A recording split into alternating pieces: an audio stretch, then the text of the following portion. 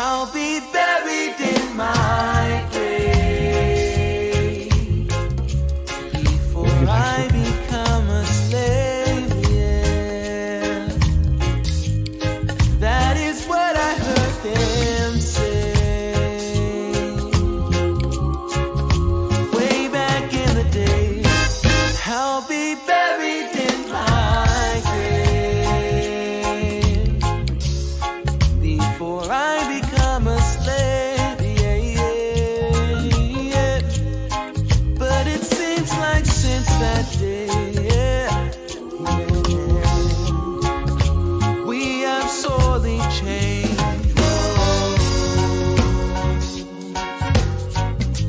Eh, eh, see, I'll be buried in my grave before I become a slave, yeah, yeah. That is what I heard them say, yeah. Way back in the day. I'll be buried in my grave, yeah, before I become a slave, yeah, yeah, yeah. But it seems like since that day, yeah, we have sorely changed. Whoa. Eh, eh. Whoa, oh, oh, oh, oh, oh, oh. Whoa, oh, oh, oh, oh, oh, oh. And now, live from beautiful Myrtle Beach, South Carolina, you're watching My Fellow Americans with your host, Spike Cohen. Hey everyone, welcome to My Fellow Americans. I am literally Spike Cohen. I am so excited that the streaming appears to be working. If it is working, if it's not working, then I don't know what to tell you. But if it is working, I'm super excited about it. Once again, I'd like to thank Matt and Mohammed for this chance to have a podcast on Muddy Waters of Freedom, Muddy Waters Media. As always, I would like to thank Kroger for this delicious water, Bula. The intro and outro music that I'm using are from a good friend of mine, Joe Davi, who is just an amazing singer and musician. He'll be on the outro song as well. Check him out. It's Jodavi. You can check him out on Facebook, SoundCloud. You can check him out on the Bandcamp, whatever that is. I found him on Facebook, so you can find him there. As always, shout out to Tehran Turks' mom and him.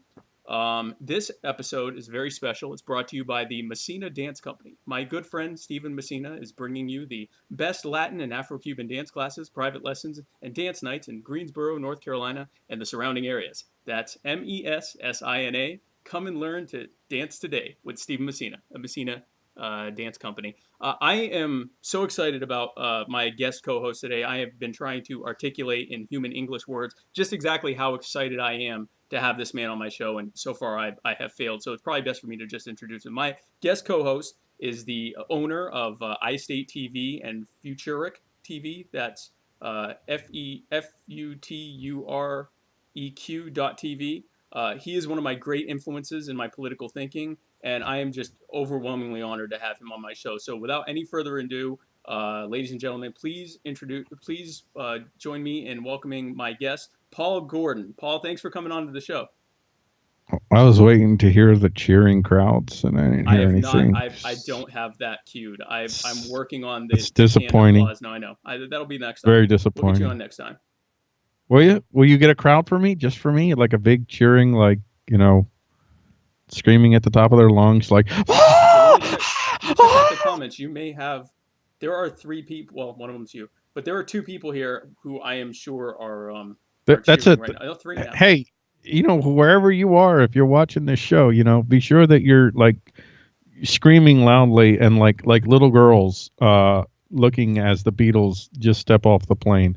That's the kind of shit I want there. That's what I want as well. Really, right there. Whether it's this episode or not, that's really the reaction I want the entire hour plus that the show is running. Pretty much. And I say that humbly, by the way. Okay. Yeah, no, absolutely. Right. Thank you for coming on to the show. Done a lot of research about you. It says here that you are That's creepy. a Republican. What's that like? Yeah, that's that. Is that Facebook? Does Facebook consider me which one of me? That's what's written here on my fake flashcard that I'm not looking at. Which one of me? Oh, which Paul Gordon? That's a good question. Oh, see, that's the I problem. think that's a fair I question. didn't look close Yeah, enough. you hadn't thought about that, so I I saw don't know which one you're Republican, wrote talking it down. about. I didn't have a lot of time to prepare for the show, so that was moving forward. I just thought, you know what, it says Republican. I'm That going to go with that. So tell me that what was it's like. that was your extensive research. Right. Tell me what it is. No, I said it was very extensive. Tell me what it is like. So seriously, you are like me, an anarchist, or I find that, Whatever I am. yeah, I don't. you don't like labels. You're Paul Gordon. It's not that I don't like labels. It's just that like the anarchist label has too much crap to it. It's like, if you're a Christian, you can't be an anarchist. Yeah. Okay, that's great. Okay, if your definition of anarchist excludes Christians, I don't really care. Right. If whatever it is, if you're an ANCOM, you're not an anarchist. If you're an ANCAP, no you're one not. is, well, it's like libertarianism. All that stuff. It's like libertarianism. No one is a real libertarian. It's the same thing Yeah. with anarchism. No one is. Right. So I just like to say that I reject the coercive enterprise. That's it. Okay. Whatever that makes me. So tell me just, as actually I'm saying tell me briefly. Tell me in as many words as you want. What would you say, was there a turning point that brought you to no longer kind of rejecting the state and being a quote unquote anarchist, not anarchist? I did become an anarchist first. I was a yellow blacker, man. Yellow and black, baby. ANCAP all the way. Right. I loved it. And I loved ANCAP. I loved that I found that word because to me, anarchist was a scary word and ANCAP was a little less scary.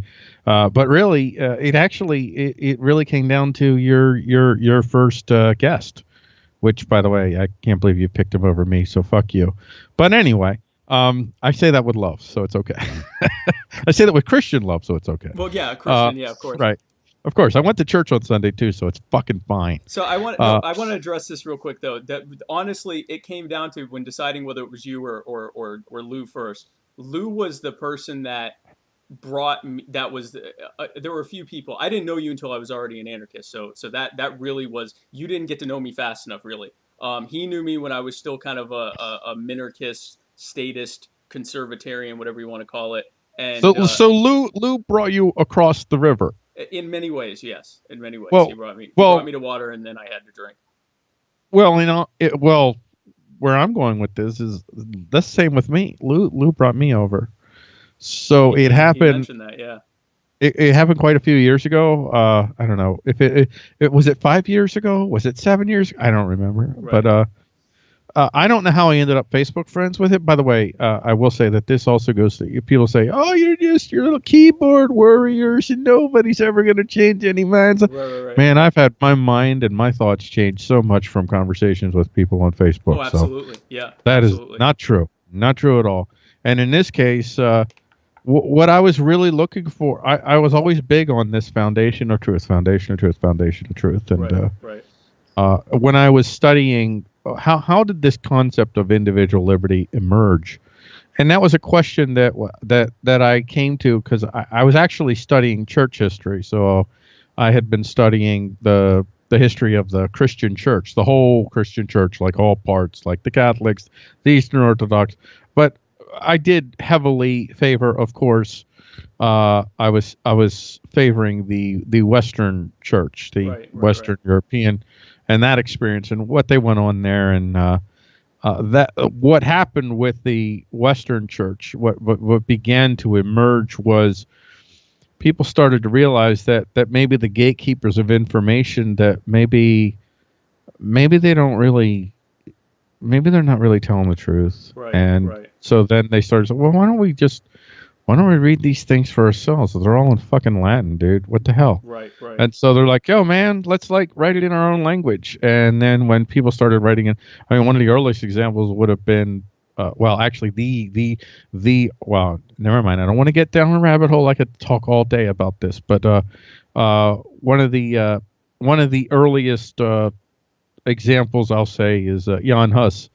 in Bohemia, in or Moravia, actually, who came about 100 or so years before Martin Luther, in which they were translating the parts of Scripture to Czech, and didn't go over very well. wasn't very well received. The Catholics did not like it. No, no, The not at all, of course. Moravians emerged from that. But what began the question that started to emerge through all of that was this idea of the way that the church had approached salvation before. It was a collective salvation. We all need to be saved, and everybody goes together. And then this notion started to emerge that, well, no, it's individual. It's that Christianity is individual focused first. It's rooted at the individual. You know, when Jesus is talking about the 100 sheep and 99 sheep, and one of them was missed, and he stops for the damn 100. He stopped for that damn one sheep. Yep, it's not like, it's not a codependent thing where everyone else also has to be saved in order for me to be saved. Yeah, I mean, there are collective elements to Christianity, most assuredly, but I'm talking about my version, my understanding of Christianity. There are collective elements to Christianity, however, it's rooted on the individual. So what began as a struggle for people to want to worship the way that they want to worship, to read the scriptures for themselves, to interpret it for themselves, and to worship in their own ways, which is that's incredibly controversial. It led to other conversations about individual liberty and the right of the state to basically, to do more than just. I mean, if the Romans 13 passage that everybody likes to use, Romans 13 passage doesn't give. If you look at that, it doesn't give the state much power other than to fucking right wrongs. And it would be like, if you rob someone, it doesn't give the state the power to enforce spiritual laws per se. Right. And it also, the implicit there is, what's implied there is that if your state doesn't meet that criteria, if that's not what it's doing, if the state's purpose isn't to do good in an evil world, then you really shouldn't be obeying it. It's not a godly authority, was how I took it. Right. That's yeah. And I don't want to get into a big Romans 13, but this is leading to the process. So they went away from that. They expanded Romans 13. The Romans 13 is like the Commerce Clause. That's pretty much. What do you think? You think if we're going to be Christians, is it righteous for us to use the state in this way? Romans 13, Commerce Clause. Romans 13. Commerce Clause, baby. Commerce Clause. It's the Commerce Clause of the New Testament. I love it. Yeah, pretty much. But people, once they began to discover that they had been lied to, not just recently, but like for centuries, what was actually in Scripture, and how was Scripture being used, and even in areas where they weren't lied to, it's like, well, maybe you're not lying, but I don't necessarily agree with that interpretation. It's not really clear. Right. And then you need to discover that the Bible that was in the Middle Ages mostly rested on the Latin Vulgate, which was, I think was it Jerome or who was it? Oh man, I can't remember his name. That's so embarrassing. But anyway, the Latin Vulgate, like the thing I've never heard of. Right, it like the 3rd or 4th century does this translation, and it's like it's not really a great translation, it kind of changed some things. It kind of changed some things to give authority to bishops, because the Catholic Church is a bishop focused governance model. Is essentially what it is. Right. So as these things started to unfold, and then they discovered, they started to discover other actually Greek. Once they got a hold of the Greek, I think it was Erasmus that did the first, the Greek presented the I won't say the original Greek, but much closer to the original New Testament scriptures, at least, than the fucking Latin Vulgate. Right. Erasmus releases this, and it's like, holy shit! And then all these people start trying to create their own Bibles, and John Wycliffe in England in the late 1300s, early 1400s. They do an English translation just of the New Testament. Now they did kind of wuss out because they actually used the Latin Vulgate, but still, even Right. at Yeah. that, It wasn't a direct transliteration. right, It was right, from the original. Yeah. Yep. yeah, but be that as it may, you know, it's still it you had the his what were they called, dang it, what were they called, the Lollards or whatever they were called. There was a name for his followers, and they would go around and they knew scripture better than the priests because the priests. Were these the precursors to the libertarians? Yes, exactly. They were I think they're called the Lollards. I think that's what they are. That's I'm perfect. not 100% sure, but they again the where they kept butting up to was, what right does the state have other than to, if I murder someone, it punishes me or Right. stuff like that. Right. What were right, then you have William Tyndale, and he had this long debate with what the hell's his name? Freaking well-known Catholic dude. Oh man, he wrote Utopia. Thomas More. Their discourse was like, one would write a book, the other would write a book, and William Tyndale back in the 1500s was arguing for atheists to be left alone, like Wow. Muslims to be left alone. It's like, dude, the religion is not the purview of the state. That's where this whole separation is. So it was in those studies, just as I was in those studies, and what was I doing? I was trying to well, initially I was really trying to understand the whole body of Christ, the church, the experience, and how has God played out all this. But it came to, dude, this is leading me to an understanding of the foundation of secular governance truth, which is the Bill of Rights. Right. Now, I'm not saying I agree with that now. I'm just saying that's where I was. That's where you foundation of secular truth, Bill of Rights. Nice. And then I encountered Lou, and I had a few choice conversations about the Bill of Rights that are similar to probably what I had. Yeah, probably. Yeah, and he's like, check that foundation of truth, son. See if that's see if that's really there. Check with the first 7 articles and get back to me about the Bill of Rights. Yeah. And he led me to other sources like Tom Woods and his American history stuff. Mm-hmm. I had listened to some Dangerous History podcasts. Dangerous History. Yeah.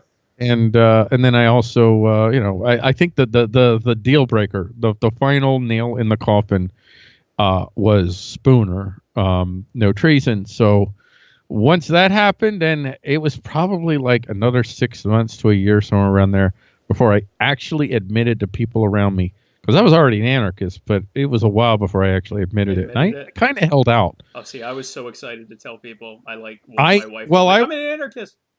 Well, my work was largely political, and okay. I did a lot. I mean, I made money doing political marketing and stuff. Oh, okay. So it took longer. Yeah, of course. Yeah, I had to give up stuff, and also I was involved heavily in a number of folks in some Christian, I don't know, Christian projects that they were very much a deep part of my lives, and I knew darn well what would happen as soon as I said, you know what, this whole state thing, I don't see it. I don't. When I look at Romans 13, I kind of interpret Romans 13 as, okay, if you're going to have a state, okay, that's fine. Well, it's not fine, but okay, you're not going to go to hell for having a state. Right, exactly. You're not. This is not in the way of your salvation, but here are the things that it needs to be in order for it to not be in the way of your salvation.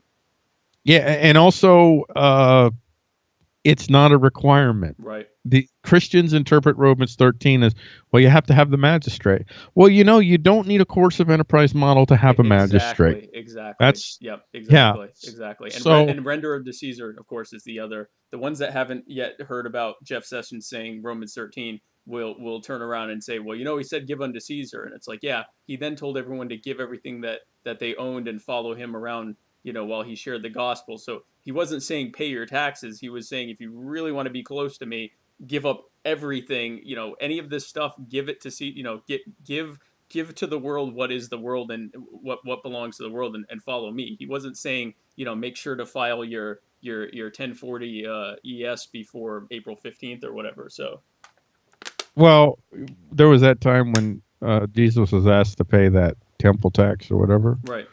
and he reached into his pocket and he pulled out money. Oh no, he didn't do that. No, what did he do? He did something else. Yep. He sent them to go get a fish. Yep. Take a coin out of the fish's mouth. I mean, dude. Yeah. That's hardcore. Yeah. I still don't fully understand that, but it's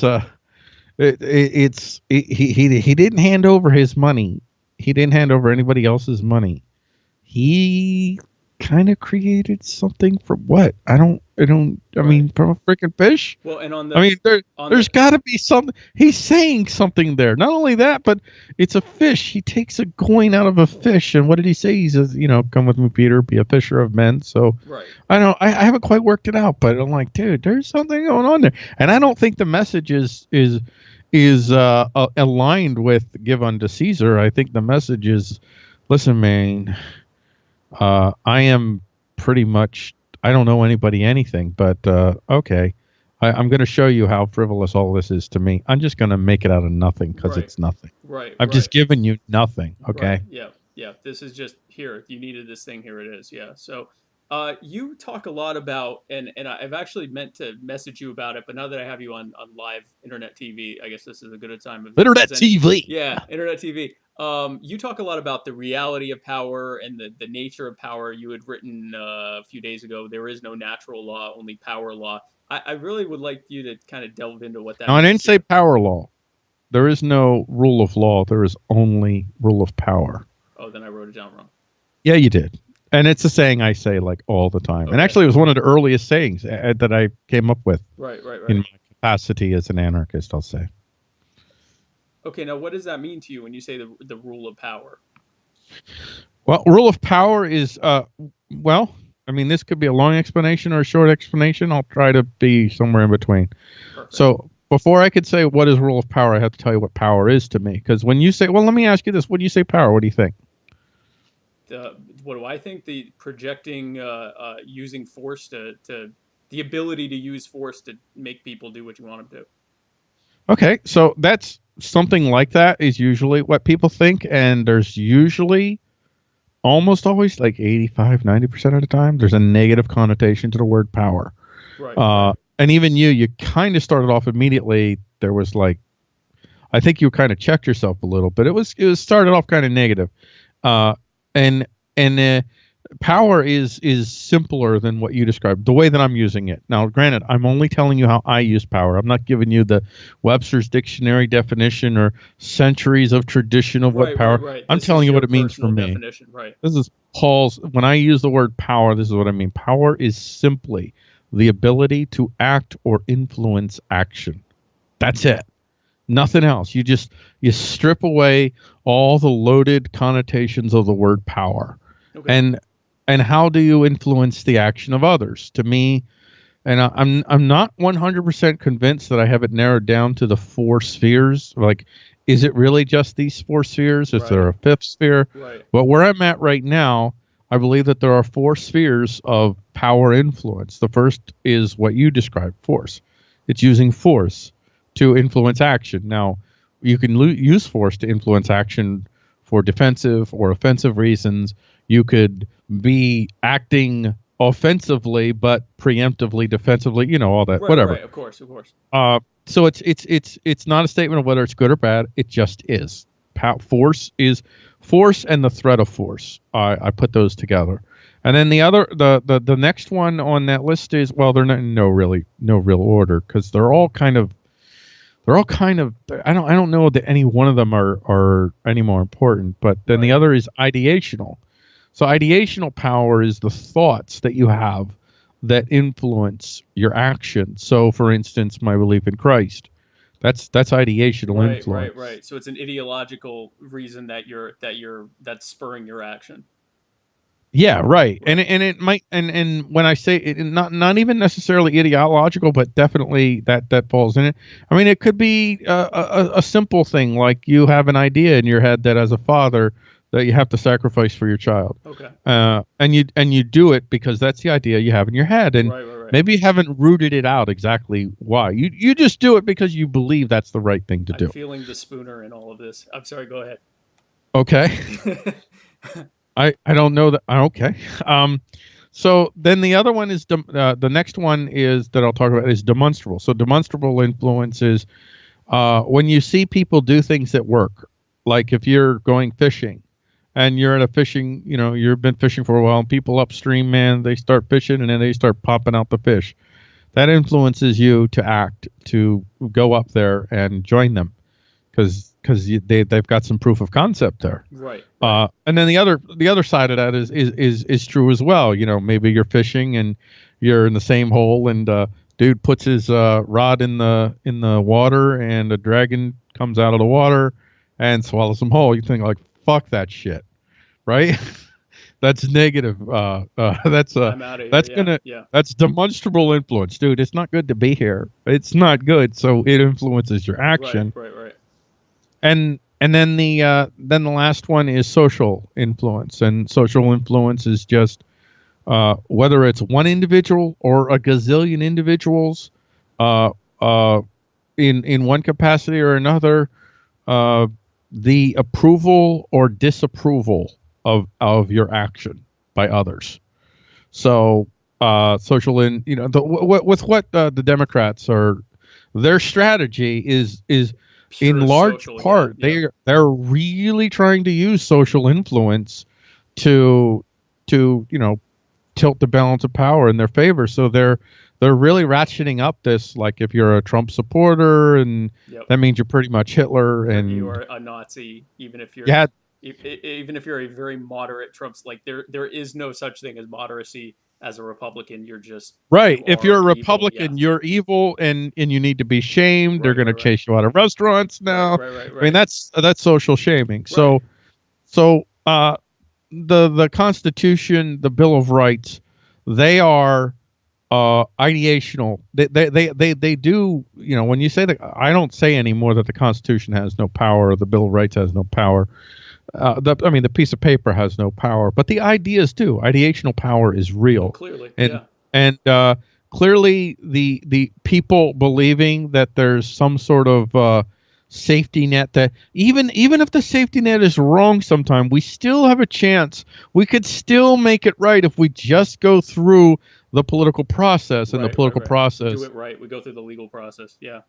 Right, and what is the political process? The political process is basically, it's the rules of engagement set by people whose interest is not in allowing you to compete against them. Right.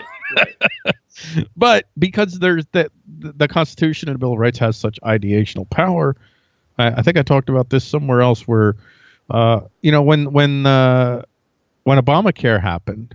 And I mean, that's just outrageous, right? It's outrageous that we got to actually, the government is going to compel us to get insurance, and that's horrible. And what is the response to say, dude, fuck this shit, we ain't doing this, we're just not going to do it. You're going to have to do something about it, or storm the gates or whatever it might be. No, the response was ideationally tamped down. And that was because they believed, dude, we just got to win the next election. We just got to, get the, we can still do this, Or even they're like the fucking Bernie guys. We could still win. We could still win this thing.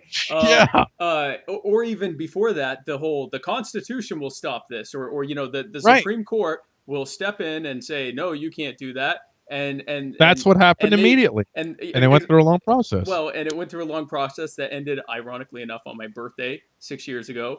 With happy birthday to me. Where the Supreme Court says that, again, the Romans 13 of the Constitution. No, commerce. Yeah. No, I like the way you. Yeah. But you're right. You flipped it around. Yeah. Yeah. Right. But and it is. I mean, they ultimately found their justification to allow the government to compel that. And now. But they were right, though. They were right. The Supreme Court ruling was correct.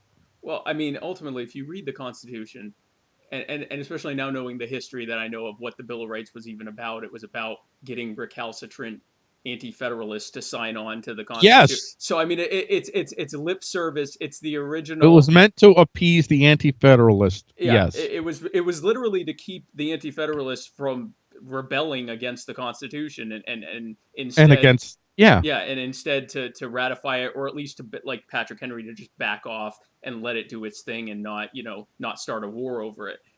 But if you read, all of that is preempted by, and you know all this. I'm telling my lovely viewing audience that all of that is preceded by the first 7 articles of the Constitution, which give pretty much almost unlimited authority to the government to rob, kidnap, and murder you as it sees fit. There's some weasel wording in there that makes it sound like that they can't. But even the habeas corpus clause has sufficient weasel wording that if the government, again, the group that wants to do this to you, if they determine within their own proceedings that they set forward that they have that, that the conditions warrant, kidnapping you and holding State you. of emergency or State whatever. of emergency, and it even ends with conditions may require it. So they left it as wide open. It's hard to picture a Patrick Henry looking at that and going, "Oh yeah, that ought to work," but he did. Yeah, that's So, good. that should work. But no, it's like you said. So really, when you talk about the nature of power and the reality of power, you're basically stripping away all of the spooks, if you will, of the Yes. yeah. Yes, I'm trying to spook strip stripping. away the spooks, and let's look at what is, not what we hope is. Right. Now, And go ahead. yeah, no, but I was going to ask you, do you consider yourself, and again, labels, do you consider yourself an egoist? Because I'm sort of red pilling myself with egoism. I'm in the process of that right now, and I'm kind of resisting it a little bit, but I'm having a hard time refuting Spooner's arguments. You mean not Spooner, you mean Sterner? Sterner. Okay. So earlier when you said Spooner, I was a little Sterner, confused. So you meant Sterner. Yeah. Oh, that makes more sense. I'll yes. edit that later, I'm sure. I am going through now. I've read on Sterner. I've watched lectures on Sterner. Yeah. And I am going through his The Ego and the Other. Mm. And I'm about halfway through. I would say as I was the thoughts that I have in my head regarding power, I've had for a long time, long time. So I guess in a way, I kind of had egoist beliefs before I was an egoist, or before I discovered egoism. But no, I'm not an egoist. I don't believe that I fully align with Sterner. I'm not sure, but yeah, I wouldn't call myself an egoist, but I would say that I very much like what he has to say in The Ego and the Other. Maybe not. I mean, the first half of it is so bashing Christianity, and I mean, okay, I'll survive. That's my hang up too, is that it comes from a very almost nihilist point of view, and definitely an atheist point of view, or at least an anti-Christian point of view. But I'm not totally against. I mean, I don't know where you're at in your faith, but for me, I'm totally comfortable acknowledging that I'm not sure. I mean, I'm sure, but I'm not sure. I'm sure. Prove it. I'm comfortable with the fact that I can't prove it. I have no objective proof, and I read scriptures, and like I go through regularly. I read the scripture 2 to 4 times a year. In this year, it's probably going to only be 2. I've been kind of lax, but still. So every time I go through that Old Testament, man, I see stuff there that I just scratch my head. I don't even understand. And there's parts that I think kind of maybe contradict each other. Right. There's parts that I'm like, is that really? That doesn't jive with what I understand God is like. And then there's parts like I have no idea what this even means. Right. Well, there's a whole bunch of parts like that. Yep. And then there are questions. The Protestants, we have our 66 books. The Eastern Orthodox, the Catholics, they have a little bit more. They have more Old Testament books. I think like 5 or 6 more Old Testament books than the Protestants have. Right. So why is that? Apocrypha or whatever. Yeah. The so-called Apocrypha. Now, some Apocrypha, when I read it, I'm like, oh yeah, I can get it. I get that. Well, like, why is the Book of Enoch out? Okay, I think the Book of Enoch is cool. I think it's interesting. I think it's worth looking into. And I mean, do I really believe 100% that the scripture that we have is absolutely the perfect word of God? No, I don't. I don't really believe that, but I kind of operate when I read scripture, I operate basically what I'm looking for is what lines up the most across all these different spheres that I could possibly know God, if God even exists, and I'm going to say He does. And so I look: is the scripture plain and easy to understand? Is it really wildly contradictory with something else? Does it line up with my understanding of nature? Does it line up with my historical understanding of the faith? Does it line up with my personal experiences? And if it lines up with all of these, then I put it at like a higher level of certainty. And the higher the level of certainty, the more I'm actually going to act on it. The less the level of certainty, I don't reject anything. I just put it aside. I'm like, okay, I can't act on that. I don't know enough. Right. I'm not doing anything about that. But I believe that in Sterner's book, I think the justifiable claim against Christians is they don't know why they're Christians. They're just believing spooks. Right. Praise the Lord. Whether they were born Christian or whether they had some spiritual encounter, which may or may not have been actually a spiritual encounter. Right. I look and I say my understanding of the universe, such as I believe that it is, which I am not 100% sure of that. I think that the universe had a finite beginning. There's evidence that maybe it didn't, but right now, based on my understanding, I think it's more likely. It looks like it's more likely that it had a finite beginning. And if it had a finite beginning, then you had that question of, nothing comes from something that all, the whole thing. What started that? Yeah. Yeah. No, something cannot come from nothing. And I understand that, there's this theory that there was this state that existed that actually is an eternal state where there's a state of it's kind of between nothing and something, and it seems like, okay, that might be true. I don't know. I don't believe that's true. I think the evidence is a lot more in favor of a finite beginning for the universe, but I don't know. But so I got that one step. So I'm thinking, okay, I want to believe in a God because that makes more sense to me than not. With the whole something nothing, and then if I'm going to believe in a God, and I believe that that we're looking at what appears to be the so-called fine-tuned universe, where so many aspects of the universe are aligned in certain ways that make human life possible. Like across the whole universe, if you change one little thing, one factor here or there, the universe doesn't get created, or the Earth doesn't get created, or right. all these little things. This looks like a God who very much is creating something that He wants to preserve, that something that He wants to experience. Life. That we'll call that love. Okay, I call it love, so we'll call that. So it just seems to me that it has to be a God of a God of love, and how do you understand love if you're just one God? Right. I don't think that you all by yourself that's even a consideration. You don't need anyone. If you is, was, and always will be, and you are one entity, I don't know why you feel the desire to create anything, man. It doesn't make sense to me. Right. And again, I'm just telling you my subjective, highly unscientific opinions here. But I look at the Christian God, and the Christian God is the Father, the Son, the Holy Spirit. So God is a community. He is He knows love because He is love, because the Father loves the Son loves the Father, the Holy Spirit loves, everybody loves everybody. Right. But the three are one and the one is three. Right. Now, I believe that something like that, the three are one and the one is three, that is more, I guess, more plausible to me than multiple gods. That somehow there are multiple gods that have eternal presences rather than just one God. It's like I don't know. And again, these aren't necessarily reasons to believe in God, but these are reasons that I can say, well, I do have this, so I'm not completely out of left field in believing in Christianity. It doesn't totally unalign with my understanding of the world around me, objective, reasonable, whatever. And then the last part is my understanding of Christianity.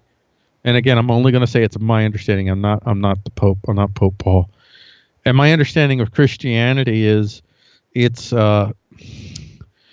it is it's a religion of individual self-reliance and communal uh, cooperation. It's individual self-reliance first. It's the individual's personal responsibility to come to know God, Right, to right. live God, to experience God, and what kind of end up sharing God with others.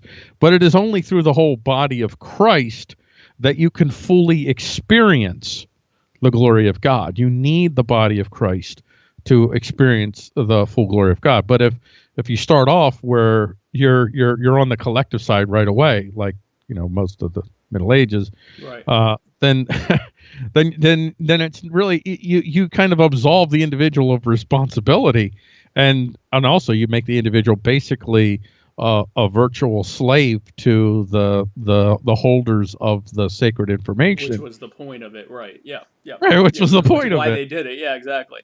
Yeah, Exactly. Of yeah, course, that's yeah. exactly why. It becomes instead about individual virtue or an individual relationship with Christ. It's did you pay your tithes? Did you pay? Did you? Oh, you sinned. Well, here's the fee for that. And here as a community, we have to do the X, Y, Z to and all of those things happen to grow our power in doing so, just very coincidentally. So yeah. So what you end up with is you have well, what I end up with is I have a belief system that doesn't, I won't say it totally aligns with my understanding of reality and logic. There's some conflicts there, but it's not like totally ridiculously outside of my understanding of the world reasonably and logically. But also I have teachings and I have beliefs and systems and methodologies that emerge from my understanding of this faith that totally align with my core my such as I understand them. One of my core preferences, I would wish not to face physical threat uh, as an impediment to a possible action I may choose to take. Right. And I believe that if everybody actually lived out my understanding of Christianity, yeah, I think that my chances of having to face that would be significantly reduced. I'm not talking about the middle age version of Christianity because Right. you Right. get Right. your fucking head cut off. Oh But yeah. Literally, or set on fire. literally, or set on fire. Yeah, Yeah. but I'm talking about my so all of this aligns. So when I say that I'm a believer, I am not saying I'm a believer because Scripture. I am saying I'm a believer because it totally aligns with my preferences and it does not significantly conflict with my understanding of the world. I'm standing on my preferences. I'm not standing on spooks. Fair That was a enough. long way to say that. Yeah, and I think I'm somewhere in a similar place. I'll tell you a preference that I stand on is kizomba dancing and Cuban food with Stephen Messina of Messina Dance Company every Tuesday at Root Bar in beautiful Greensboro, North Carolina. Kizomba class starts at 7:45 p.m. There's no partner required. It's $12 cash at the door or $7.50 with the Messina Dance class card. That's a really good deal. You save a lot of money there. That is Messina Dance Company in Greensboro, North Carolina. So Paul, I want to talk to you. Nice. That's very I'm well good, done. right? Like Good job. this is really good. I'm looking this. I'm trying to get good with segues. Um, Nice. so uh, we're talking about the different spheres of power, and I've been interested to watch. By the way, we're segueing into current events now. But Oh, we're good. gonna we're gonna we're gonna we're gonna pivot a lot. There's gonna be a lot of pivoting. This is the Okay, pivot that's hour. fine. As long as we get to 2 hours and 10 minutes. We are well on our way. We are well on our way to that. I know that you have an egg timer somewhere. And I'm watching my record time right so, now because I'm recording this too. I'm uh, watching. and Lou is somewhere also watching this, He's like, "Come just on!" stewing. Yeah, He wants the stream to go down. this is. I Yes. like that my show is becoming a contest of who can talk to me the longest, which is fine because I like talking to people. So I've been interested to watch this last, I guess, since what Monday. It was even before that. Trump picks for the Supreme Court Brett Kavanaugh, and watching how Republicans are really even before he was picked, but especially once he was picked, Republicans are already largely convinced that he's going to save the republic, save all the babies from abortion. And Democrats seem to think that he's going to chase down every individual woman in this country and stab them in the vagina with a coat hanger. Which, by the way, I don't know why I'm laughing at that. That's horrible of me. Full disclosure: no one at My Fellow Americans or the Muddied Waters of Freedom agree with that particular tactic. I will speak on Paul Gordon's behalf that he also is against random vagina stabbings with any implement. I don't know why you speak on my behalf. I apologize. Now, in this, you happen to be right, but I mean, just in the future, don't speak on. Just in the future, okay, yeah. Fair enough. So, is Paul Gordon against murdering babies in their sleep? Right. I'm gonna have to ask Paul. Yeah, I don't want to. What do you mean by that? I don't want to assume anything. I don't want to assume. So, but it's been very interesting to watch, and obviously, I mean, it is what it is. It's partisan hypocrisy, but it seems like there's a very deep, religious, if you will, devotion to the idea that, and again, these are sometimes the same people that will criticize their own, party leadership or things that are happening. But when the rubber meets the road and it comes down to, for example, a fight over who the next Supreme Court justice is, I would say at least 95% of partisans immediately fall into line and, are ready to attack anyone and ready to essentially, I can't imagine that more than maybe 1% of voters have, if even that, have read a single opinion or judgment from Brett Kavanaugh or really anyone else, and yet they have these very formed opinions about very starkly formed opinions about what the man's going to do, and he seems to be a very dramatic guy, because it seems like he's either going to save the country or kill all of us. And I just wanted to speak to I wanted to have you kind of talk about your feeling about how that relates to what you were talking about with the spheres of power and how that's playing out with this. If I was looking at that through the reality of power, which I actually that's kind of when I do talk news, and that's what I try to do. Right. So you have a situation, first off, where ideational power is majorly at play again with the whole rule of law. I mean, that's the big kicker here, that rule of law is the foundation. It's going to keep us stable, going to keep things predictable, going to make people reliable, and your place in the world. That's kind of what rule of law is supposed to give you. And you also have how do I say this? On the Democrat side, they recognize that this tool that they have. See, the progressives, and when I say progressives, I'm referring to a large group of people that are in the individuals that look to the state to solve their problems in one way, shape, or form. Right. They see a legitimacy for the state. Most of them are self-described progressives. Take it for what it is. I'm just using their labels here, right, for convenience sake. But the progressives, they largely control so many spheres right now. They control, in a lot of ways, not completely, but in a lot of ways, they really do control social influence, and almost they control entirely, it. Yeah, almost entirely. Yeah. Yeah, I personally wouldn't characterize it almost entirely, but I would say real close to that. But they have all the cultural power. They are the culture. I mean, you say they are the culture. Yeah. You want to talk about the culture? Well, the culture war is over, kids. Yeah.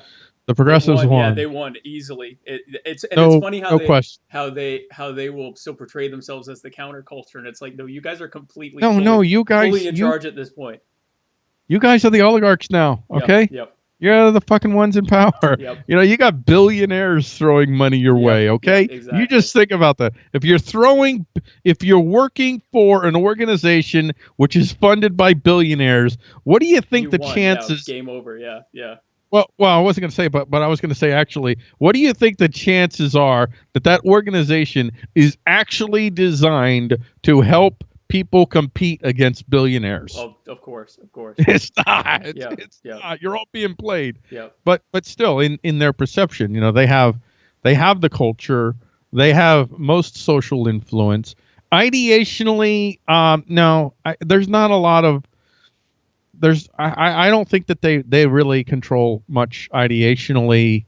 I think that most of what they have done has been through social influence, and of course, their willingness to use the state. So there's force influence that's come into play. But what they see rightly that one of the spheres of, and I'm going to call this. Really, the Supreme Court is fucking force influence, folks. Okay. Oh yeah. That's what it bottoms down to, or bottoms down to. That's what it comes down to. Whatever. I'm going to say bottoms down to. It's a thing now. It's at the bottom of our conversation. That's what it boils down to. That's Boils what I down meant. to. There we go. That's what it boils down to. The Supreme Court issues a decision which gives people some sense of quote unquote legitimacy to use guns in a certain way if and when that decision is violated in some way, shape, or form. That's what the Supreme Court is. The Supreme Court gives, well, actually, I'll say Supreme Court gives ideational legitimacy to force, to force. So they're about ready to lose it bigly. Yeah. And not only are they about to they know Ruth Bader, man. I saw this one meme. It's so funny. Ruth Bader Ginsburg was put in one of them Han Solo type deals. Yeah, frozen in carbonite. Freeze her until the session. Just keep doing that because if that old girl goes down and Trump gets a second quote unquote conservative on the Supreme Court, man, that's gonna mess the left up for years. It's a big thing. It's a bad thing. Oh, of course, you never know though, because I mean George Bush picked John Roberts, and John Roberts. I guess you could say John Roberts was a literalist, and at that point, you didn't really want him to be a literalist. And yeah, John Roberts made the right call because it's a tax. Obamacare is nothing but a tax. Whatever they want to call it, it's a tax, and there's absolutely no limitation. That's why, like the 17th Amendment or the 16th Amendment that brought in the income tax and created the IRS.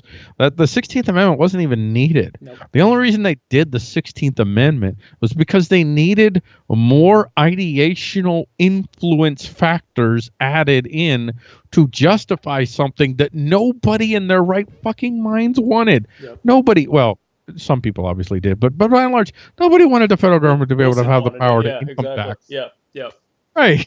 And it was to quiet the people that said the Constitution doesn't allow this. Well, of course it does. It says that they can tax however they want.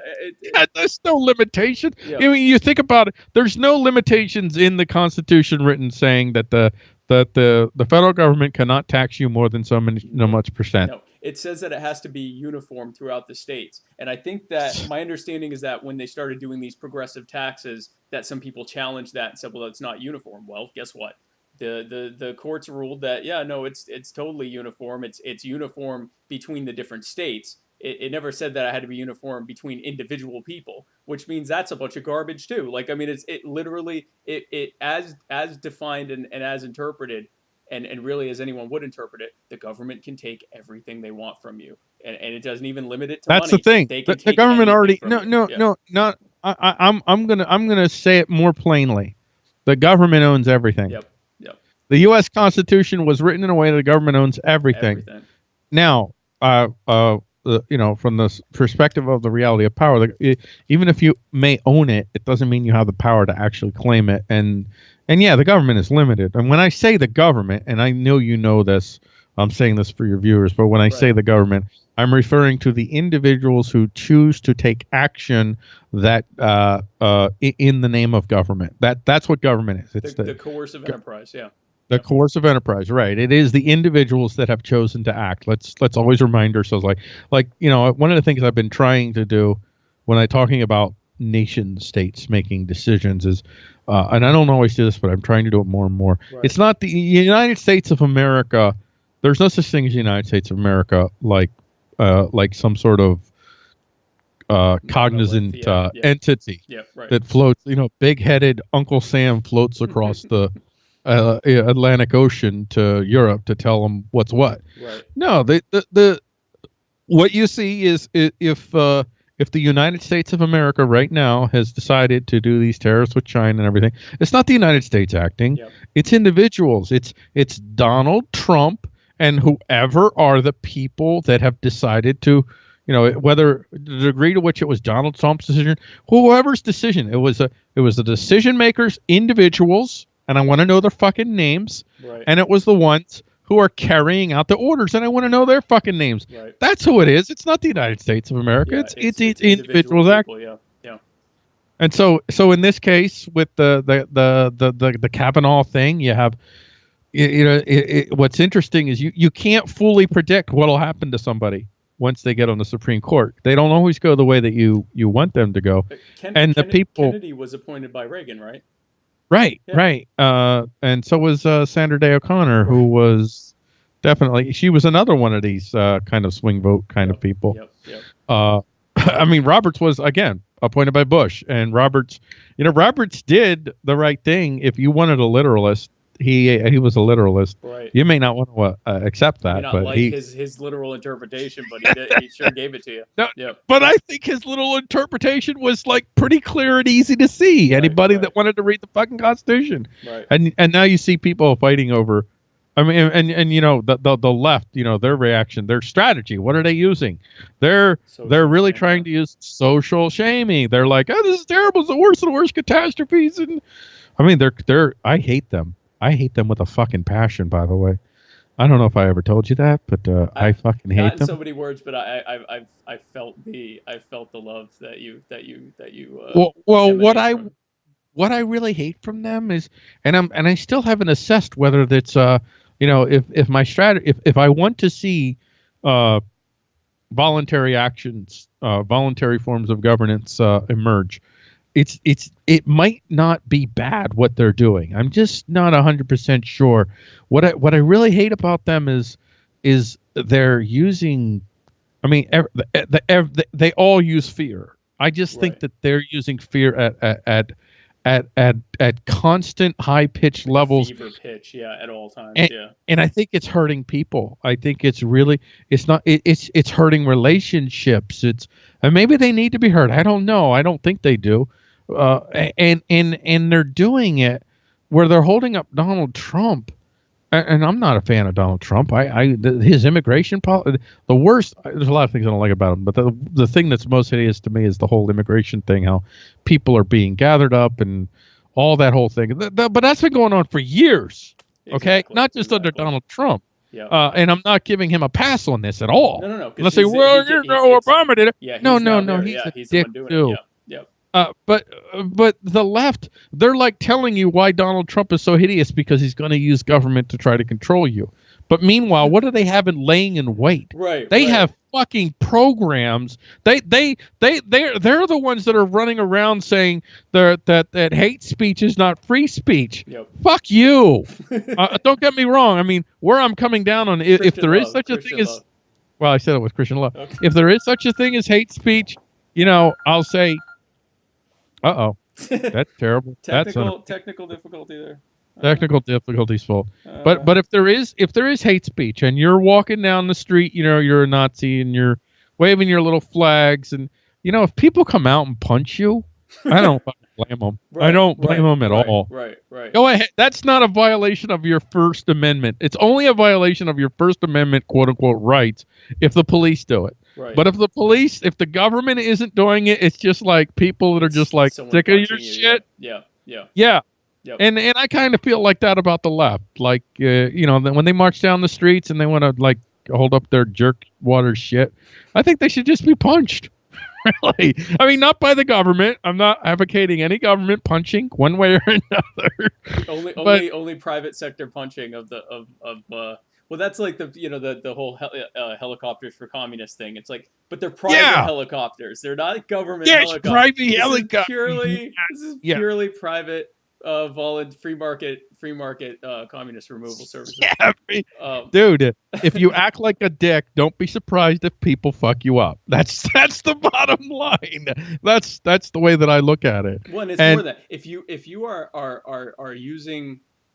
if you are advocating for someone to be completely robbed and stripped of their dignity, possessions, and possibly their life because you don't like how they're living it, whether it's under the name of communism, the MAGAism, Whatever. whatever, when not if but when people violently react to that, guess what? Like you first of all, you set the discourse by advocating for them to be harmed, and second of all, you're really pissing them off and hitting them where they live, and now you're shocked. Oh, what why are they being uncivil? Well, I don't know. Maybe you were threatening to murder them and take everything they own. That might be a clue as to what got them a little. That might have been the part where they got angry at you. Yeah. Yeah, good starting point. But now what the left wants to do is they want to bring the government. They want the government to be the one to show up and crack your head. Oh, of course. And that's a no-go. But both the state on state-based left and the state on state-based right, they're both. I love you guys. I have some leftist statist friends, and I love you. We all do. Yeah. And I have some statist rightist friends, and I love you. But you're pieces of shit. But he loves you. And I love you, man. I love you. But you're pieces of shit. And when I see like the left get so indignified and so self-righteous about the dangers of Donald Trump, I'm like, are you fucking kidding me? Yeah. You think Obama was a good guy? Yeah. Okay. You think that piece of shit fucking garbage head was a good guy. And now tens of thousands of bombs he dropped and millions of people. Yeah, that was fine. Yeah, that was all great. fine. Yeah. Well, I tell people, Obama talked about peace and love while he engaged in, murder and mayhem here and abroad. Donald Trump talks about murder and mayhem while he engages in murder and mayhem. That's really the key difference. Is that you're right. Is that they're both essentially doing the same thing. That each president in each Congress kind of escalates it a little higher than the last one for the most part. But at least it has been the last 50, 60 years. Right. It's trending in that direction. But it's a rhetoric thing. Obama will talk about what was he saying? Separating families is not a value that we have. What about when you drone bombed and separated the families from the brains from children in foreign countries because they were in poor countries that couldn't defend themselves, or when you were enacting the very same policies we're talking about, maybe not quite as robustly as Trump is, but you were doing it. The fact that you were doing it at all. Who were you to tell me you can't? You were separating kids from families. What about when you're separating kids from families by enforcing war on drugs rules that you yourself said were bad, but by golly, I still got to do it, and by golly, I'm not going to use my my pardon pen to pardon them, even though I can, because that'll look bad in in Wisconsin and for re-election. When people are telling me about how horrible Trump is, I'm like, Trump talks about what Obama did, and the difference is Obama had a more slick game about how he did it. And Trump is the one thing I appreciate about Trump is that he doesn't mask what it is he's doing for the most part. He'll try to explain how it's for your protection because he loves America and blah, blah, blah. But he's saying straight up, like, he was just talking about this thing with the borders. And he's like, well, if they don't want to come here, they shouldn't break the law. Okay, well, that's the official government position. It was the official government position when Obama was when Obama was president, when W. Bush was president, when Clinton was president. I kind of like that he's saying it, if only because it gets people to realize, like, government's not here to be your friend. Government's here to tell you what to do and to tell other people what to do and to hurt you really bad if you don't listen. I think what you said there with Obama saying now, by the way, I do want to say about Obama, he did say some vicious things. I can't remember anything like right offhand, but I mean, I know like he would go after Fox News with regularity. Oh, of course, yeah, he would attack his. But that was fine when don't get me wrong, I don't like Fox News. I'm not defending Fox, but I mean, he would go after the press. Would, especially Fox News, and so Trump going after the press. Now all of a sudden, it's a constitutional crisis because he's challenging the fifth estate. Oh, you mean like fucking or what is it, the fourth estate or which one? Fourth estate. He's whatever. One of our many estates is being challenged. Right. Yeah. I think it might be the fourth estate. I think it's the fifth column in the fourth estate. Yeah. Yeah. It's But anyway, Obama did that too. He didn't do it quite as often, and Obama said some nasty things too about people. He was very vicious at times, He but joked he about wasn't. drone He, bombing kids, that the guys that wanted to right, date his right, because they daughters or were something. talking. Yeah, yeah. Yes, yes, that was at one of these National Press Club Right, thingies. right, right. Uh, so Obama didn't do it nearly as much, and Obama was, he's civil. And civil sucks, man. Civil fucking sucks.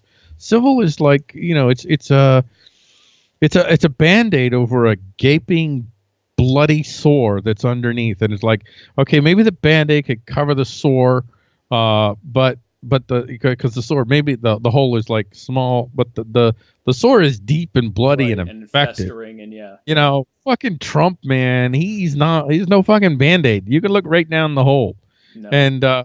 And when I say you look right down the hole, don't get me wrong, you can't see deep all the way down the hole, but you could see way deeper You see way than you more could than before. yeah. So Trump is a rude, crude motherfucking bastard, and he is in essence what has been going on for decades, I believe, with the Democrats and the Republicans and how they have managed to position themselves for power, such as whatever part of that is real, whatever that part is kabuki theater. Some of it is real, most of it's kabuki theater, but I think some of it is real. But the battle was always, the Republicans were always the upstanding ones, the civil ones. Again, with exceptions. Not just like Obama, they could be vicious too, and they could be fear mongers and all that. They'd done all that too, but still, they were always the ones that they took the higher road, and they were and so the Democrats, they could say nasty motherfucking things about the Republicans, and Republicans would respond with a smile. Right. And then after a while, like I remember, because I was a Republican, I went through all that. I was like, when are you people gonna just take off the gloves? Yeah, like, fight back. That's what I used to say. I was a sort of libertarian leaning conservative. I was a Republican that liked weed and machine guns, and I would say the same thing. When are we gonna fight like they do? And yeah, I said that all the time. When are we gonna? Yeah. And then I don't know if I'll say this. I'll say it almost from a sports spectator kind of perspective.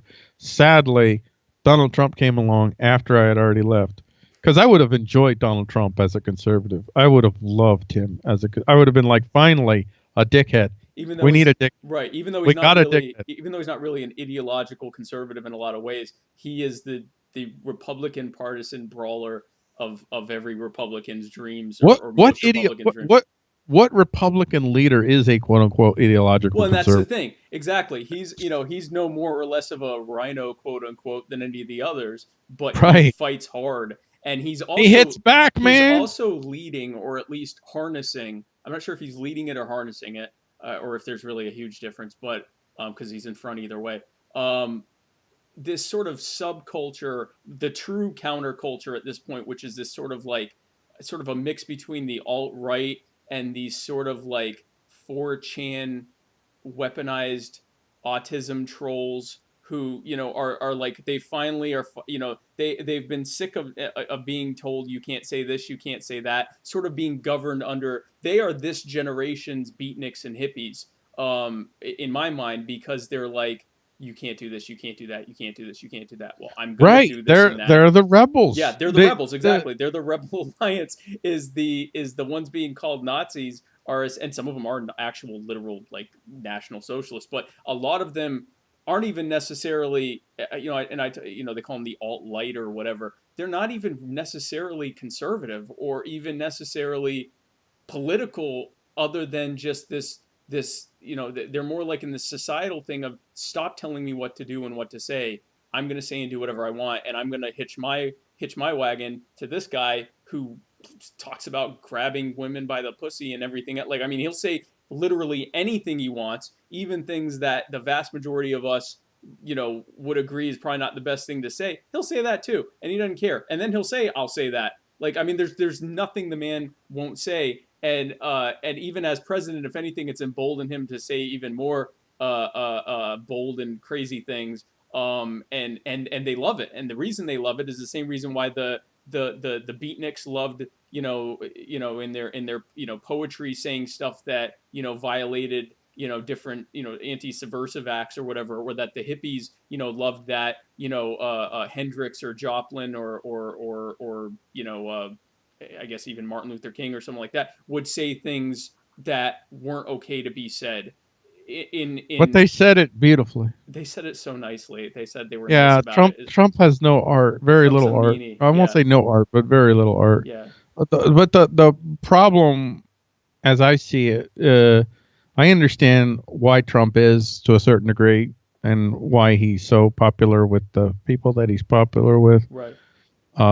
And I mean, I understand. I had well, let me back up a little bit. Do you know the Apollonian Dionysian theory of like the patterns of history? I've heard of Dionysus. I've not heard of the patterns of history. So the Apollonian and the Dionysian. Dionysius was the god of wine. So it's Apollo is disciplined, rigid, structured, and Dionysius is let's have a good time. Mm. And it seemed to me in the 60s, 70s, 80s, maybe to some degree in the 90s, there was a Dionysian time, and things kind of they were kind of like in a transition phase, like going from the Dionysian to the Apollonian. But what I didn't expect was that the Apollonian would come from the left and not the right. Right. It's the left that has become the new morality police that they're going to dictate to you. They're gonna they gave us the word racism and they filled it with hate. Justifiably. I'm not saying it's bad, but they filled us with hate with that word racism. It's like a cancer.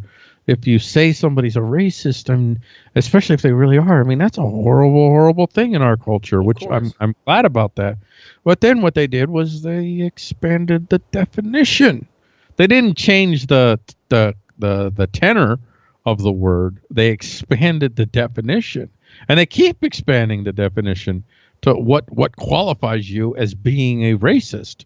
And the only people who can be racist now are white people. Why the fuck do you think a white person wants to have a conversation with you in which right away the terms of the conditions are, listen, no matter what you say, you're fucked. Yeah. You're racist, you're fucked, you're using your white. Why the fuck would a white person want to have a conversation with you? Yeah. Yeah. No, they're not going to want to. But this is where I'm getting to now with the problem that I see with someone like Trump emerging, which, well, I say problem. I haven't decided whether ultimately maybe some of the things that I can't stand, and I can't stand Trump, but maybe some of the things that I can't stand, maybe in the end is actually going to work in my favor. I'm not sure. But the way I see it, Trump has basically created, the dialectical answer to the left. And I don't know that there is a synthesis on the horizon. There might be, and this is where I'm kind of unsure about what's going to happen, whether what Trump is doing is good or not, because the left has some good points. They have some valid issues that they are bringing up. The Black Lives Matter is not emerging from a vacuum. No. Feminism didn't emerge from a vacuum. No. There really was such a do we really have a patriarchy today? Well, it's kind of more mixed than it was. I would say we're more patriarchal than not, and I'm not necessarily saying that's a bad thing, by the way, bad or good. I'm not saying, but we did have a society where individuals who, because of the color of their skin, who because of their sexuality, their sexual orientation, their gender, that they faced a much heavier, a much steeper hill to climb than many other people, and we're still in some degree trapped in that world. We're not fully out of that. We still have language. We still have assumptions. Deep, like we say mankind, and I don't think it's necessarily a bad thing to suggest maybe we should say humankind instead of mankind, and not reinforce that men are somehow have more gravitas and weight than women. I don't mind that. I'm not totally against, if you call it political correctness. Right. But of course they go way beyond that. Of course, from yeah.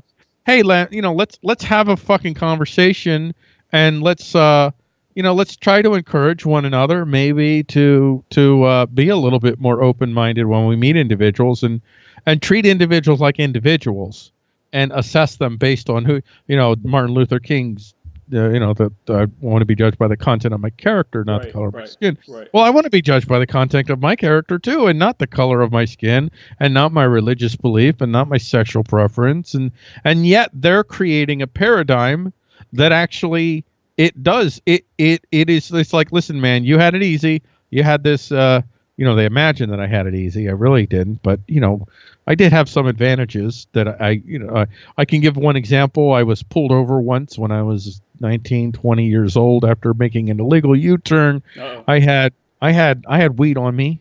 I had a fair amount of weed on me, and I was drunk. And the cop pulled me over, and I was a skinny little white boy with nerdy glasses. Fucking said, just give you a warning. I don't think he would have the same reaction if I was a black person. I don't think so. I think very possibly not. Yeah. I think if you want to say, did I have white privilege there? Yep, I did. But I'm not ashamed of it. I'm not also proud of it. Either way, I don't care. It happened. It happened. There's nothing you can do about it. And there's nothing I can do about it, and I don't feel bad that I didn't get arrested. I don't feel bad at all. But I do recognize that there is such a, to a certain degree, that I would call, there is this white privilege. But I'm not going to base my whole life around trying to pay back all the benefits that I've had from fucking white privilege. I'm not going to give you my shit. I'm not sending you my stuff. Right. You're going to have to fucking come and take it. But at the same hand, I am absolutely for leveling the playing field more and more for individuals to be judged as individuals and not level, as associations or collectives or whatever. So the left has identified legitimate issues, and their answer is to replace one horribly oppressive collectivist way of thinking with another horrible collectivist way of thinking. Well, so they want to, and that's the thing, like, the intersectionality, the more I read of it, I'm like, this sounds like original sin. Like you were born with this identity, and therefore, let's say as a black male, well, you were on whose fucking authority? Well, and that's exactly, that's it. That's when you take out your fucking Sterner. You got a lot of fucking spooks there, dude. Yeah, exactly. Yeah. And you know what? Your spooks have no power over me. If you show up with guns, that might, but that's what's going to take. And just for the benefit of our viewing audience, because specifically we're talking about black people and using the term spooks. I'm referring to Sterner spooks. Right. Sterner uses the term spooks to refer to basically constructs that we use to justify things. I'm giving a very poor explanation, but basically, ideas like rights, morality, what's right and wrong, things like that are what he calls spooks. And Sterner believes that ultimately we're all doing what we can with what we can get, and that if we do something, let's say for example, if we do something because using the example of a toothbrush, Paul has a toothbrush. The reason allegedly, Paul has an object. We'll call it a toothbrush. Allegedly, the reason I take Paul's toothbrush isn't because he has a natural right to own that toothbrush, and that I'm not going to violate that natural right that he has. The reason that I don't take his toothbrush is essentially, first of all, I like Paul and I don't want to take his stuff. I like Paul as a spook. Yeah, but go ahead. Oh, really? Yeah, it's a spook. I can't like people? No, you can like people, but you have to root it to why you like them. How do they satisfy you that you like them? It's not just a general I like you. Okay. I mean, I like you, Spike. I like you. You know why I like you? I get on the Facebooks, and Spike shows up, and Spike is sarcastic. He makes me laugh. Good interchanges, helps me think, and it's good. Positive communications, and it helps me, and it entertains me. So Okay. that's why I like you. It's not Okay. it's not like some general like I like you. Nope. I know why. I know why liking Spike pleases me. Like why it serves my why it serves preferences. And so by my not taking your by my taking your toothbrush, that gets in the way of the things that make me happy about my association with you. Well, it could potentially alter that association significantly. Right. And then also additional things are you're very far away from me. So the amount of resources I'd have to expend to go and take your toothbrush are going to Yeah. be too much. And if I get your toothbrush, you've already used it, and I would prefer to just it would be more beneficial to me to go to a store up the road So and buy a it's toothbrush. Yeah. yeah, right. It's yeah. If you're going to take a coercive act, Right. you're only going to do so if there is if you perceive Yeah. that the cost of committing the coercive act is not as high as the potential reward Right. Right. for So that whatever reason, right. whether So you're a Muslim suicide bomber or right. Spike trying to, yeah, man, what the fuck are you on my? I gotta watch my toothbrush now. No, Your toothbrush is safe. I use a lock water that bit. shit up, man. Um. That shit up. But so I need a toothbrush locker. Is that's what I need. what Now. I'm surprised they don't have. They have those little things that go on, but They they don't they lock. need one now. Now I know they. You know what? I'm going to invent it, and I'm going to You're gonna copyright be it, a wealthy man with your and I'm going to intellectual fucking property, copy. Yo, you your know it, IP. baby. Yo, man, I thought of that first. Nobody else. If you fucking try to lock your toothbrush up, you better pay me. I have this piece of paper, and it says right here. I Yeah. came up with this first. Yeah. Yes. Exactly. Exactly. So that's what he was referring to when he was saying spooks, because that I already saw the writing on the wall with the comments there.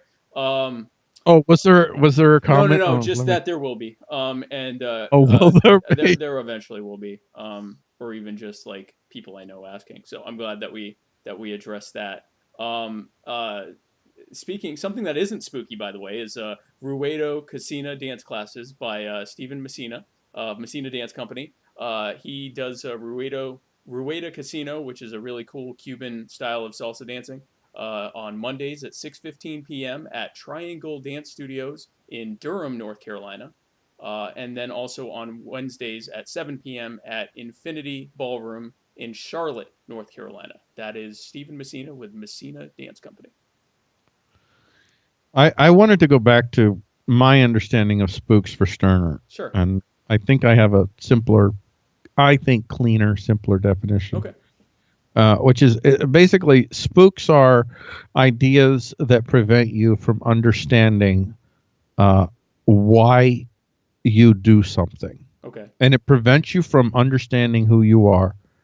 And like where I may differ from Sterner and why I may not consider myself an egoist is I don't know that Sterner talks about preference so much as rooting everything back to yourself, and it's kind of the same thing in a way. But I think that when we allow ourselves to live on spooks, and I still have spooks. We all have spooks. I'll never get rid of all my spooks. Right. But and sometimes I recognize that I have a spook and I'm like, you know what? Right now, that kind of works for me. I'm okay with that spook. I know it's a spook, and I might get to it at some point. But right now, no, man, I got to get this thing done right now, and I need that spook. Right. But well, you've talked about that with property, with the concept of property and rights. right, Yeah. with property, yeah, which is that I don't believe that property exists. It is a social property is a social construct, but I find it extremely. It's a word. It's like I'm not against ideational influence. Property is an ideational influence that reduces the chance that individuals will be willing to use force against one another. Right. Like you said with the toothbrush, if you believe that I have natural rights, I don't necessarily want you to stop at natural rights. Right. I think natural rights is a spook, but if you were at natural rights, I could totally coexist with you. I don't need you to get all the spooks out of your head. And if that was your spook, I'd be like, I could live with that spook. Right, that's a nice one to have. Exactly. Yeah, that's a nice one to have. Boundaries. Right. Yeah, and it's a good construct on an organizational level or a societal level, because we're all competing for scarce resources, and any way that we can do that in a collaborative, a trading mechanism and oh, you have this, well, I have this, or I can do this for you, or I know someone that can help you with this, as opposed to I'm going to murder you for that, or I'm going to take that from you, and if you fight back, I'll, if you try to stop me, I'll use violence. Anything that we can have that helps to organize us, or set some kind of boundaries to allow us to work together, or at least not against each other, is a net benefit for everyone, I think. And typically, the concept of rights and property lends itself very heavily to having that net benefit. So that's why I like it. But it's definitely, and that was a tough one for me, because coming into anarchy, I'm like, it's all about property rights and natural rights and everything else. And And that was your spook. That was your that was your foundation. That was my new foundation. It replaced the Constitution, and that was my new foundation. That and my personal morality, that's rooted in my faith. But in terms of like societally, why we should get along and so forth, it was founded in that. And reading, if anything, that was harder for me, and I'm still battling with it a little bit, but that's been harder for me to get my head around, and to let go of that spook than, for example, the Constitution is a supreme document to protect our rights. Sacrosanct Yeah, word. Yeah, exactly. Yeah. That was not hard. It was kind of easy to give that up, compared at least to the concept of rights itself. So no, I'm definitely with you there. But no, I agree with you that it is a beneficial thing, or at least typically a beneficial thing. Yeah, and where I haven't finished the second half, so I don't know if he's going to get there or not. But for me, I believe that I've made it clear that one of my core preferences, such as I understand it, I'm willing to admit that it might not be the core preference or one of the core preferences, but I believe it is. Right. Is to have the ability to choose action that faces the least amount of physical threat or application of force as possible. Okay. That's one of my preferences. Right. That's one of my core preferences, and I really believe that is the core preference of almost everyone. And I'm not, that's wild speculation on my part, so I might feel differently 2 months from now. But I've believed this now for about 2 years. So far it's held the test that I've run it through. But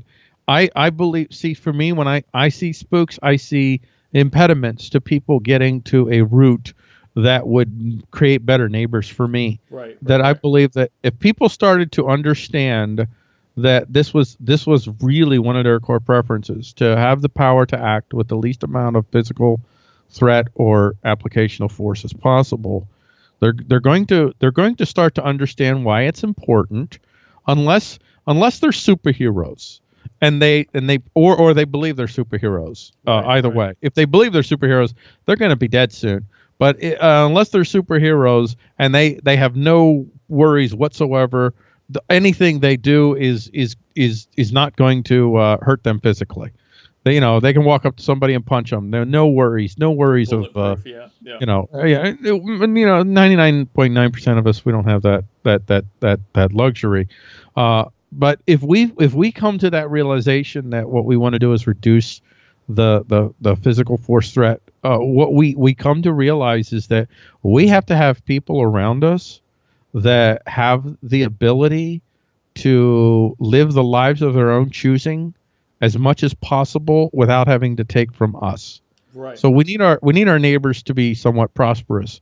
We need our neighbors to have a sense to stand on their own preferences, to understand that, and then they'll begin to understand why it's important that individuals need to be working with other. I won't say need, but if you want to live near people, unless you want to go out in the woods and live by yourself, nowhere, exactly. Right? Yeah, and you can choose that. But outside of it, if you choose to live among people, that you have to realize that in order for you to reach that core preference, you need individuals. You need to be able to work with individuals, and you need to respect their natural rights, if you want to call them natural rights or whatever you want.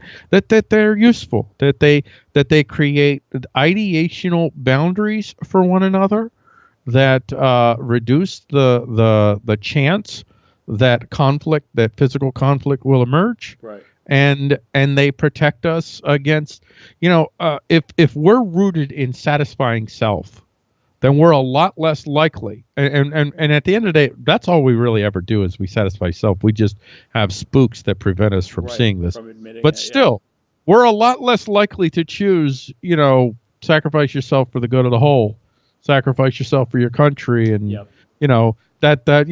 create, demonize that person over there whose only crime really is that they're in a different country than you. Yeah. I think we're a whole hell of a lot less likely to have that happen. So that's why I'm so I get along with ANCOMs, I get along with ANCAPs, and I don't really care about communism or capitalism, and give it a try, man. I don't care. I don't even know what will emerge in a world in which just say hypothetically, we lived in a world in which all individuals understood these deep core preferences, and they understood their own limitations and how they needed individuals around them. I think that I can't even imagine all the innovative forms of governance that'll emerge that none of us have even thought about yet.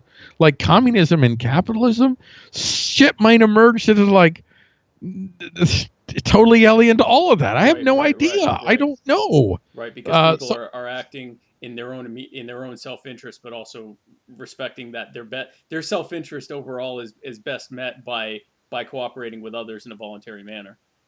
Yes, and now coupled with that, I want to see people that I believe that it's not ideational power alone that will keep that in check. It's got to be demonstrable, social, and even force power. So you need individuals and free associations that can take care of themselves when they need to. They can grow their own food. They can take care of their sick and educate their kids, whatever they got to do.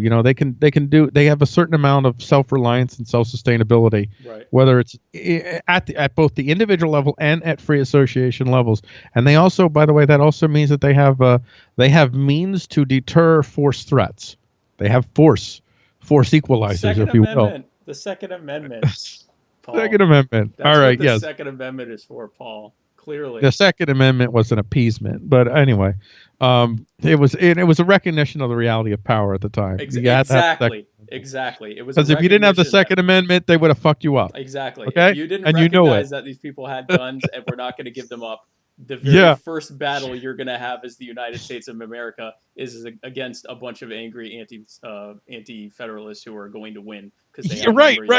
That's what the Constitution was, a recognition of the reality of power, but written in a way that as the reality of power shifted, so too could the power manifest by the central authority. Exactly. Yeah, because it was funny reading that. Like, if you read who the anti-federalists were, they were the ones doing the bulk of the fighting, and it was the sort of, and again there were some exceptions, but it was sort of the more effete, milquetoast lawyer types that were saying no, we need to go from the Articles of Confederation to the Constitution, and it was the ones who actually were standing there 10 20 feet away from a line of redcoats sitting there with a powdered wig, casually loading their musket again to fire at these were some hardcore people that were the ones saying, no, I don't like this at all. And so the Bill of Rights was really just to keep them from, killing everyone and saying, no, in fact,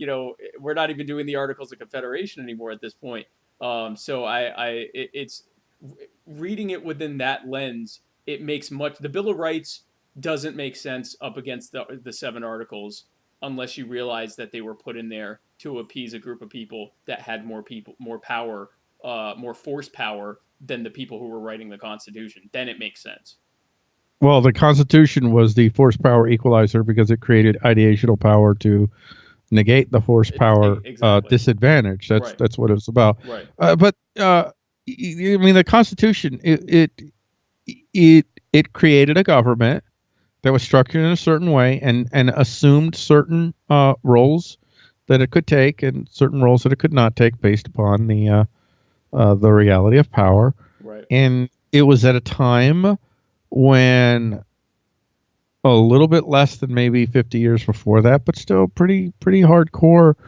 In order to live in America, for the most part, unless you lived in one of the cities, and there weren't a lot of cities, and they weren't very big, you had to pretty much know how to do shit, Oh yeah, and yeah. you had to. I mean, it was you weren't like waking up and wondering, how do I improve my life and how do I figure out who I am, and Who I am as a you were person. like, Yeah, yeah, yeah. how the fuck am I going to eat today? Right, Okay, I got to right, do this. I got to work 15 hours to get food on the table, But they had to do shit themselves. They got stuff done. right. They had guns, they had farms, they knew how to build shit from nothing. They were self-reliant, they were self-sustaining. So there was only so much you could do with You people can only like say, that. yeah, they're because they're not scared. You can't scare them Yeah. with well, we're gonna imprison you. Okay, great. Now you're responsible for feeding me. Well, So we're gonna kill you. Well, okay. Well, I'm gonna die soon anyway, and I might as well die fighting for something I believe in. We're gonna do this. We're gonna do like the very rugged, self-sufficient people. There's not much you can threaten. Now, they could threaten to shut off the internet or mess with your 401k and people lose their minds. But back then, it was like, what were you going to scare them with? They weren't scared. they weren't scared, but you did have some power over them. You had ideational power in two areas. You had, on one hand, and I think there still would have been a pretty good mix of this. I know the historical conversation as far as the legitimacy of rule had shifted recently, so that it was no longer so much the divine right of kings, Right. as it was. Uh, uh, uh, what do they call it? An accountable government. Consent of the governed. Yes, Yeah, that's it. consent of the governed. Right. The whole consent of the governed thing. That's another spook. Of course. And so you had these folks that had these ideational influences in their lives, whether it was the divine right of kings or this consensual governance myth. That even though these people were fiercely independent, they weren't totally independent, and in large part because of this ideational power that was in their own heads. Right. And so, imagine though, if you had a geographical region in which the individuals within that region were self-reliant, self-sustaining at the individual and free association levels, and they did not have the spooks.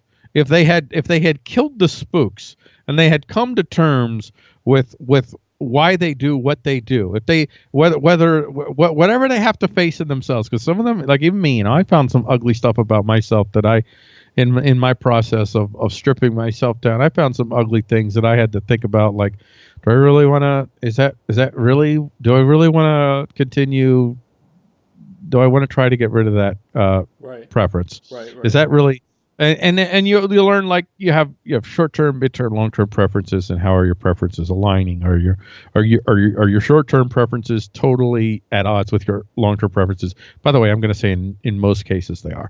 Most people are short-term preference focused. But imagine if you had even if it was like 70-80% of the people in that land that's who they were, fuck with them. Right. Try and start a fucking government. Right. Fuck with them. Yeah, exactly. This is why I talk about I'm not interested. The commies, they want to redistribute the wealth. I don't want to redistribute the wealth. I want to redistribute power, and power to me is the ability to act and influence the action of others within those four spheres. So I'm looking at individuals and free associations that are strong in all those spheres. Right. In the 1381 Peasants Result, which I talk about all the time, and I'll continue. I think it's such a great. Oh, in so many ways, it's you couldn't write something better as examples that you can then look at as far as my understanding of the reality of power. They had everything. They had the demonstrable power, they had the social power, Yep. and they had the force power, and there they were on whatever the hell that field was that they were on with Richard II. And they had all that advantage over them except for one powerful disadvantage. And that was ideational, and that was the divine right of kings. Like Right. John Ball, the one of the he was a priest, and he was one of the leaders of the Peasants' Revolt. Now he understood. He was going for way more than what the populace was going for. When he where Adam delved and Eve span, who was first, the gentleman. In other words, This whole idea of nobility is shit. Right. It doesn't exist. Yep. It's like he was like totally dismantling the whole divine right of kings. Yep. But not everybody was with him, and they hadn't killed that spook. And so when Richard walks out to them after they just fucking killed their leader. Well, he was going to die. He was injured. They just killed their leader. And then Richard walks out to this crowd ready to just, they have the power. They have the advantage. Right. And he's like, listen, man, I am the king. Trust me. I'm going to make this right. And they're like, well, he's the king, fucking divine right of kings. Right. And that was it. And then, they could have killed him right there. They could have ended the whole thing right there. Right. Like, and then the counter revolution happened. Much like it happened in America, which is the Constitution is basically a counter revolutionary document. It's not a revolutionary document. And then that was it. That was there was a few years where you see some little sparse rebellions here and there, but by and large, I mean, they conceded on a couple minor points. Well, the poll tax. That was the Magna Carta, right? That's what that culminated. No, it wasn't Magna Carta. Oh, okay. That's King John. That's another story. Okay. That's 12. What is that? What the heck? When's 1215? Is that the Magna Carta? The Magna Carta, King John and the Magna Carta. That wasn't about individuals. That was about two classes. That was about the king's class and the baron class, and it was a recognition that the king better pay attention to the barons and not just try to trample all over them. That's the Magna Carta. Okay. That's not the liberating document. I think most people think. But at any rate, because they didn't have that, so like if I want to see, you call it liberty. Let's just call it liberty. What the heck? Liberty's a spook, but let's just use that word anyway. If I want to see liberty emerge, non-coercive governance models emerge, I know that what is needed are people who are strong in all four spheres of power, of influence, in terms of the social influence, the demonstrable influence, the force influence, and yes, by God, the ideational influence. Yep. And then crickets, and then we fell, and that was it. Well, and where we're at right now is, I don't think people are even open to listen. Well, I'll say 90+% of the people, I don't think they're even open to hearing the ideational message. Some are. I mean, I was, you were, but it's like, man, when you take on an idea, and I am taking on an idea. The idea I'm taking on is that coercive governance model. You know what? The coercive governance model, it might not be like necessary. Right. Maybe it's not inevitable. Maybe it's not necessary. I mean, that was a huge identity death for me, man. Yeah. It fucked me up. Yeah. I mean, especially me, because I was politically active. I was a political activist. I was involved in political campaigns, and that was my jam. Right. And now you're thinking this whole thing is a lie, and why am I even doing it? Yeah. Right. But still, I was at some point I was willing to let go. And I can't describe like what makes a person able to let go of key identities that have to die if they're to reject ideas that really don't actually meet their core preferences. Right. If they really begin to fully understand. Now they'll meet some. Maybe they meet some short term. Maybe if it's a midterm preferences, but they're really not meeting your long term preferences, buddy. You just don't know it. But if we have people that, I think that where we have our greatest opportunity is in the demonstrable field. That is the area, especially with technology today. Yep. That is an area that we can go out. We who love liberty, we can go out and we can show people, man. It's like Shane Radcliffe posted some news item recently. I love Shane, by the way. I don't know if you know him from Liberty Under Attack. No, but well, you should check him out. He's awesome. But he posted this story about how Cody Wilson, with his Defense Distributed, had basically, he had sent out 3D plans for how to print a gun. Yes. Yeah.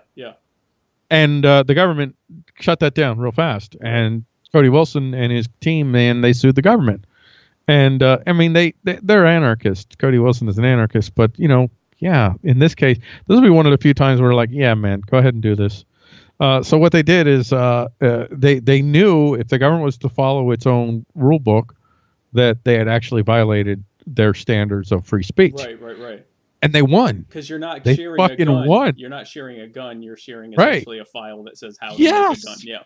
Yeah. They won. They fucking won. Yep. So like now you can legally share 3D printed guns on the internet. And that, I mean, don't get me wrong. Even if they had lost, it still wouldn't have fundamentally changed anything. But yeah, that definitely works against the government. That we can do things like that. We could 3D print guns. Yeah. Well, 3D printing micro factories, man. You think you're going to have a period of time? I talk about that self-sustainability, self-reliability. Yeah. You're going to have these 3D printed manufacturers. You're going to go down to your local marketplace, and you're going to be like, in some instances, you may have stuff that's already printed out and ready to go. Right. And some instances, you'll like order it, and it'll like the printed, especially if it's like an item that in that area maybe not a lot of people like, or there's not a huge market for it. Right. But you can order it, and then somebody's going to 3D print it for you, and so you're going to have local manufacturing again.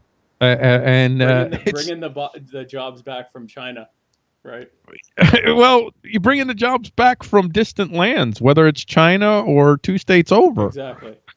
Whatever. Neighboring county, yeah, exactly. Yes, and I have no idea what'll emerge from that type of economy where individuals and free associations, right where they live, within proximity to one another, can more and more provide their not just their core needs, but even their pleasures, just their wants. Yeah, whatever. Like you want a fucking iPhone, great. I mean, imagine if IP died. That would be a fucking wonderful thing, man. That would explode. If you think technology is moving fast now, man, get rid of IP. I'm sorry, I'm digressing there, but anyway. No, and I'm somewhere in the I don't have a formed, cogent opinion on it yet because I've read a lot of really reasoned defenses of IP and attacks against it. I think if you would ask me a year ago, I would have been like, of course we need IP. We need IP because otherwise, what's the incentive to make something if someone can just copy it and make money too? But I've heard the arguments against it and how people were able to defend their original concept before there were actual IP laws and how that was successful. And sort of the argument that, hey, mankind has been progressing, or I'm sorry, humankind, the kind. I don't see. Okay. I don't. You could say mankind. You're not gonna trigger me. The greater primate kind. Okay, we're doing this. We're going. I do not want to offend the upwardly pedal cognizant entities. Yes, exactly. Okay. That it progressed, from literally, making tools from rocks to essentially the industrial age without much, if any, most of that without any, and then even towards the end, without much, if any, of any kind of IP protections or copyrights or trademarks. So I do tend to think that, and again, it's the concept of IP is it almost assuredly requires some kind of a state or a coercive influence in order to have in the first place. So I do think that IP issues or issues of original creation or whatever are best handled on the social level than in terms of using force. I am kind of leaning more towards that as the more I read about it. What happens if I create a patent and then I go out and build stuff with my patent and I'm just Paul? What happens? If I build stuff, well, okay, you know what? I'm not going to ask you. I'm just going to tell you. So, Paul builds stuff using, and I got my patent. I got my patent, and I start building, number one widget. And number one widget is a Jammy Jam, and it's starting to make some money for me. Right. And then along comes a company that starts to make number one widget. And then I say, dude, number one widget's mine. what are you doing? Right. And like, dude, I'm going to have to sue you now. Okay, well, lawsuits cost money, and they can drag on for quite a long time. And I'm Paul, and I have limited resources, and the company making the widget is big ass motherfucking company with Right. deep pockets. And who do you think's going to win, man? Well, of Who do you course, think's of going to course. win? Because I mean, what is law to me? To me, law is simply, well, I won't. Yeah, I'll say largely. I'll say law is a battle for uh, definition, legal definition, and who can win the day as far as what does this really mean. And it's an exacting science. It requires a high level of skill, high level of very expensive skill. Very, very, very pricey to buy that type of skill. Right. And so IP always favors the large corporations that they got the deep pockets. Right. So it's like IP is not necessarily like protecting people's property. IP law, I don't believe that IP is property. I think it's bullshit. I think Right. the idea that you can create an idea and then say that you own it, it's not a scarce. It's not a scarce It's material. not a scarce thing. Yeah. It's Not a scarce at resource. all. Yeah. Anybody can remanufacture it, so to speak. But Yeah. Yeah. I don't even think that it necessarily. I mean, sure, there may be some instances where IP did good for, that actually carried out justice, so to speak. Like you would look and say, like if anybody should have had a right to that, it should have been this guy if such a thing existed. But I mean, Hitler made the trains run on time, so take that for a Exactly. Yeah. grain of salt. You can't look at the silver lining as the justification. Yes, You also look at, the other extreme is you have companies like Apple and Google and Facebook and major corporations that have entire departments that do nothing but come up with ideas and file right. patents on them Right. forever, so that if anyone ever And does anything, it's like, oh no, Apple thought of that 8 years ago. They did yes, nothing that with it. Yeah. IP squatting, I think they call it. Yeah. IP So squatting. Yeah. that happens. That happens So in spades. And Google and Facebook, they're in a race. They're racing each other, trying to come up with to all the like different. close the market on all ideas, and that I think was more so because I knew all of the IP is not a scarce resource. There's not a reason to actually protect it as property. I got all of the philosophical arguments against it. Mine was more the practical. Well, what happens? And well, here's what's happening. What's happening is multi-billion-dollar corporations are using it to basically corner the market on every single idea that they can possibly think of, whether they do anything with it or not. And immediately turn around and wait for anyone, lie in wait for someone to say, oh, I have an idea, and they go, aha, you have to license that from us, or we're going to sue you, or whatever. So I do kind of lean against it, but again, like you said, in a voluntary, non-coercive society, the types of things that would emerge to protect people, because again, if I heard that you came up with your number one widget first, and then then I hear that someone else has their number one widget and they're selling it for 5 cents less. There's a good chance that I'm going to say, hey, you know what? This guy came up with it first. I'm going to buy it from him. And whether that's morally right or wrong or whatever, that's just probably how I'm going to think of it. Is ultimately they just copied him. This guy's the original. Who knows? Maybe the quality's better or whatever. Which kind of Well, lends itself to the argument that I need to be forced to only get it from you. I mean, some people will care, some people won't care. But Right. like you write a novel, and you release the novel, you sell the novel, and then somebody else just now. Don't get me wrong. I think if you pass something off as your own, okay, that's deception. Okay, Right. that's not even IP issue. That's like if I write a novel and you take that novel and print it and put your name on it, that's deception. Right. That's then I can come break your fucking skull. Right. But if you use my name and you print a novel, then I'll make it clear. I say, hey man, I'm the support me if you want me to write more books. I need people to support me. Buy from me.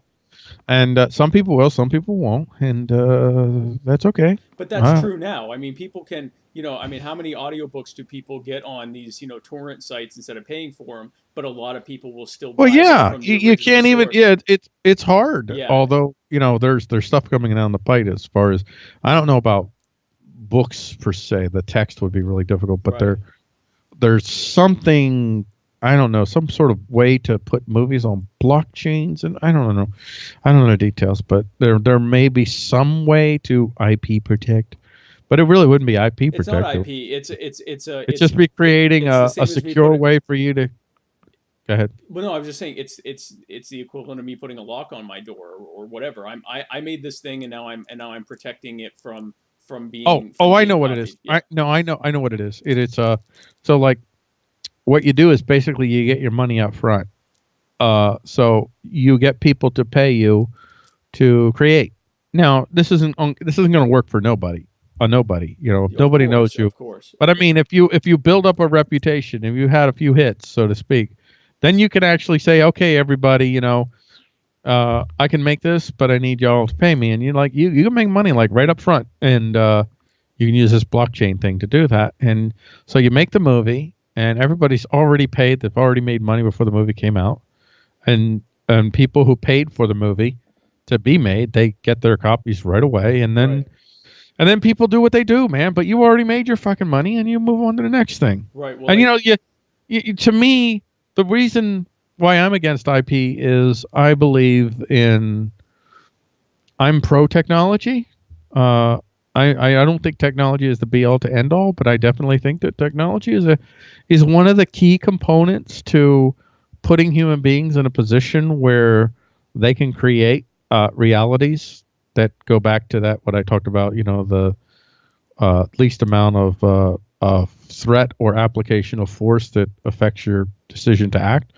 But when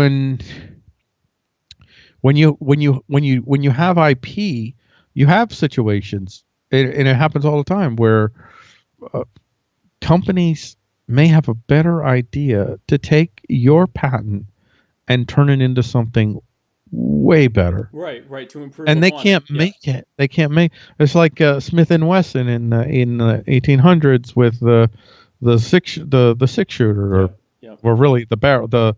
It's really the cylinder. That some dude drilled a hole all the way through and came up with, hey, we can put the bullet in there and you can strike the bullet. Okay, great. Right. That's the simple idea that was patented, and then Smith and Wesson buys the patent. And then all of these other companies that want to build these types of revolvers, they can't. They couldn't for a long time. Right. It was only Smith and Wesson. Right. And some of them that tried, they ended up building a better revolver than Smith and Wesson, but they ultimately they got hosed. Right. They got hosed. And then, ironically, the guy that invented this, that Smith and Wesson bought this patent through, he had written a contract in such a way that he was the one that would have to defend the patent challenges, and he spent the rest of his life in courts challenging patents, and he went bankrupt. So he got fucked. So didn't work out for him. Smith and Wesson bought the patent. And why the fuck should somebody be able to buy a fucking patent? But that's the other thing, yeah. When it's like, okay, we're no longer protecting your original protecting idea. the creator. Yeah, You're we're not protecting now the the people who bought and again, those people, they come to this guy, they got a huge imbalance of power favoring them. It's well, he chose to do it. He chose the best alternative, which was not the best choice. It was the best alternative for what he had, but it wasn't the. It was like, okay, do I get a few? Do I make some money from Smith and Wesson, or do I try to build my own company in which Smith and Wesson will probably bury me? Right. Okay, I'll give you the patent because otherwise I'll get nothing. That's what we're facing. So, to me, patents they not only do they cut off progress, that they prevent from people from just freely trying new ideas and hybrids and. Man, who knows? I think that we'd be 300 or 400 years further along technologically if IP hadn't been conjured up. And then in addition to that, on the arts and on the arts front in general, think of all of the wonderful uh, versions of so many things that we love that would have been created, like Star Wars. Right. Like how many different Star Wars stories would be told by people, and eventually, the little Pareto principle thing would kick in. The Pareto principle is the square root of whatever your total number is produces 80% of what your total number Right. produces. Right. So you would have all these Star Wars clones and like people, and again, the deception thing. You can't pass it off like you came up with this idea. This Right. is you. Right. But as long as you don't do that, all these different Star Wars stories. People make the fan art. The Star Wars fan movies. There's the Han Solo movie that was made, and you imagine like, so what would happen is like people start to gravitate towards like a few like versions.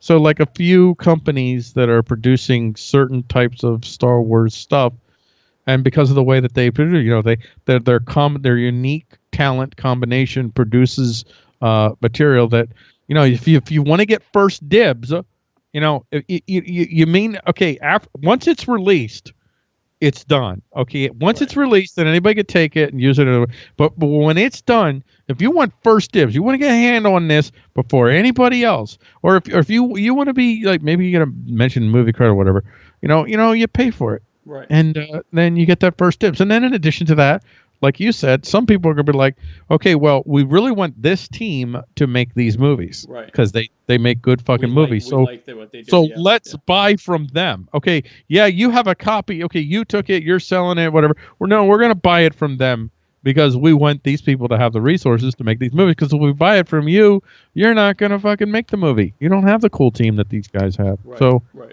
Yeah, it's interesting though that IP is an issue for you because it was for me too. Yeah. That was one of the biggest things that I had to let go in order to fully. I mean, that was like an impediment to my anarchism. I was like, I'm an anarchist, but man, this IP thing. Yeah. I don't know, but I let it go. Eventually, I let it go, and I would say that for me, and I don't pretend to fully, absolutely, certainly know. There's very few things that I actually imagine that I fully, certainly know, but I don't know the consequences of no IP.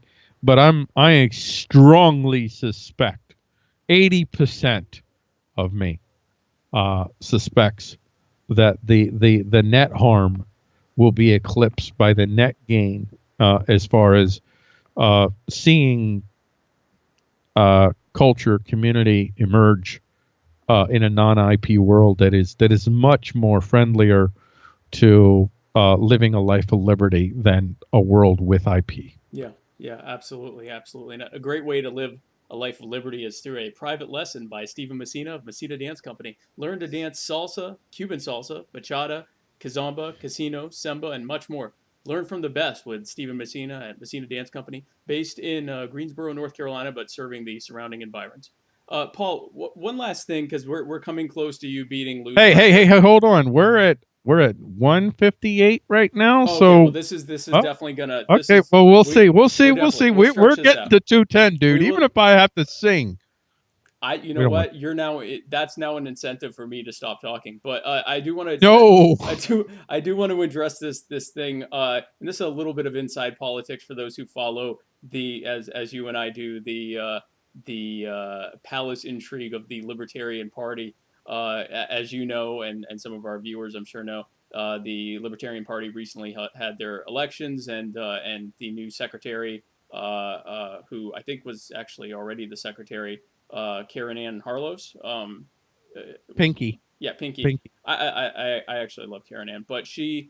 I like her too. Yeah, I don't love her, but I like her. I like her. She made a statement. I know you know about this, but she kind of released a statement saying that the Libertarian Party should welcome any person that is even 1% amenable or agreeable to liberty, and find common cause with them, but that the concepts, the belief systems of libertarian socialism or anarcho-communism, this whole idea that rent is theft, or that property is theft, that those things have no place in the Libertarian Party. Because the Libertarian Party was founded, its foundational documents are proprietarian in nature. They're founded upon the idea of private property, and that therefore those ideas don't have a place within the Libertarian Party, even if the people that may espouse them are certainly welcome. And I had seen that you shared On whose authority? well, exactly. No, I know, and that would certainly go under a you know a an ideational. It's based on, well, it says so right here on this sheet of paper, and so you had recently shared a meme where someone was handing Karen Ann a note that said, rent is theft or property is theft, And she and didn't look happy. yeah, Yeah. so I thought that was funny, but I just wanted to get your thoughts on.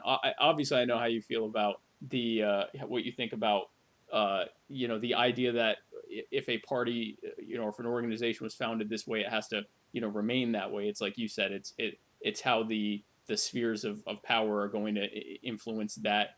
Nothing is set in stone. I wanted to talk more about your idea, and we talked about it a little bit before. With the ideas of, for example, libertarian socialism, the idea that property is stealing from someone. My saying that I own this house and the land that it's on, it has robbed someone else, or that if I choose to rent out a room or rent it out in its entirety to someone, that my desire to to collect compensation for letting them stay there is an act of theft. I just wanted to get your thoughts. I think I know where you're going to head with it, but I just wanted to get your thoughts on those ideas. I've been studying the left a lot lately. Okay. I'm reading Marx. I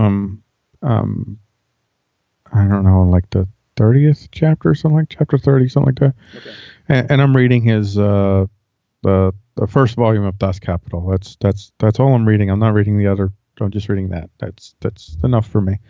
So I'm really trying to understand. So for Marx, and the reason I'm bringing this up is I think this might be where they're talking about, like, especially rent being theft. Right. And I have a different response to the property. Marx talks about there's these two different equations, and one is the capitalist equation, which is a form of theft in and of itself, and one is natural exchange. It's a commodity, capital, commodity. So you have a commodity, Right. you sell it, you get capital, and then you get commodity with the capital. Right. That's a good exchange for Marx. That's fine. There's nothing wrong with that. The exchange that he has a problem with, this is his definition of capitalism, by the way, which is not inaccurate, and that is that you have capital, you use that capital to buy a commodity, and then you then sell that commodity for more money than you paid. That's theft. You're stealing labor hours when you do that. You're not paying people for your profit. So when you rent a house, I would imagine that the way it's looked at is if you rent a house, or if you're renting it out to others, you buy the house. So you use capital to buy the house. It's a commodity. Right. And then you're taking that commodity and you're essentially selling it, like, over and over again. You're selling its use over and over again. And so that's capital, commodity, capital. So that is, you're stealing. You're creating value that was actually created by the labor that was put into it, and you're not paying the labor for the value that's been created.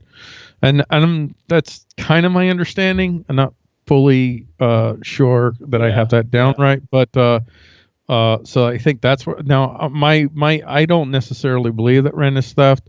I don't necessarily believe that rent is a good thing, or I lean towards rent is, I don't necessarily favor the idea of rent, but I've also said this to the rent is theft people, which is there are circumstances where renting a house is actually preferable for various reasons, especially if you're not going to be in a place for a while. Like, maybe you're going to be there like 2-3 years, but you're not going to stay there.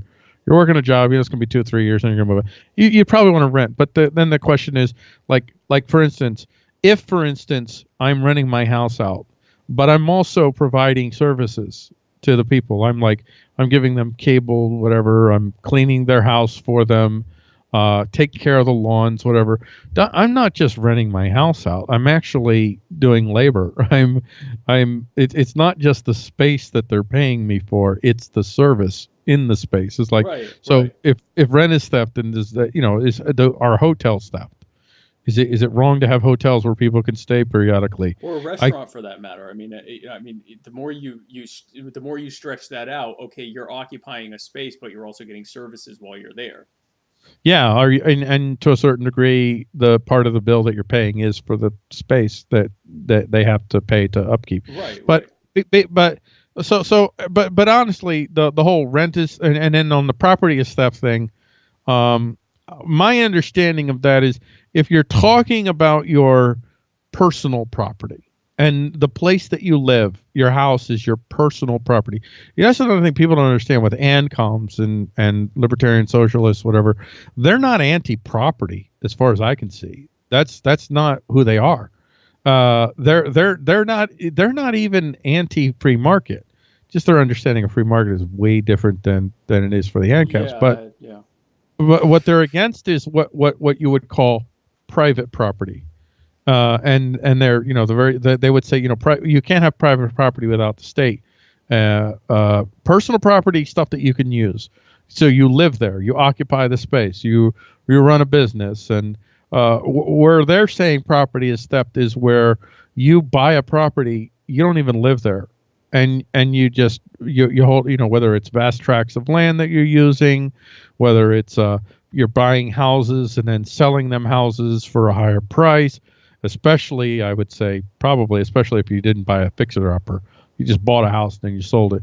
That's where they, Stuff like that, yeah. yeah. But that's, I think, where they would say that private property is theft, and I don't believe that they hold. Now, Sterner said property is theft, and I don't know his nuanced understanding of that or not, but Sterner did say property is theft. But at the same hand, Sterner recognized the reality of power and says, property is theft. But if you can't take it, you can't take it, and if you can, you can. Right. Just come to terms with that. Which is true regardless. I guess It's true my thing is, regardless. how is that substantively different? So if you're saying that it's bad for me to buy a home, for example, I'm not saying that. No, but if no, and I mean you, the hypothetical Marxist standing in front of me that isn't there. Well, they're not all Marxists, though. I want to make that clear. Right, not right, all right. ANCOMs are Marxists. Right. There's different kinds of ANCOMs. Right, but so if they're saying that for example, purchasing a home with the express purpose of making profit from it, of renting it, how is that substantively different than, for example, if I'm a merchant who goes to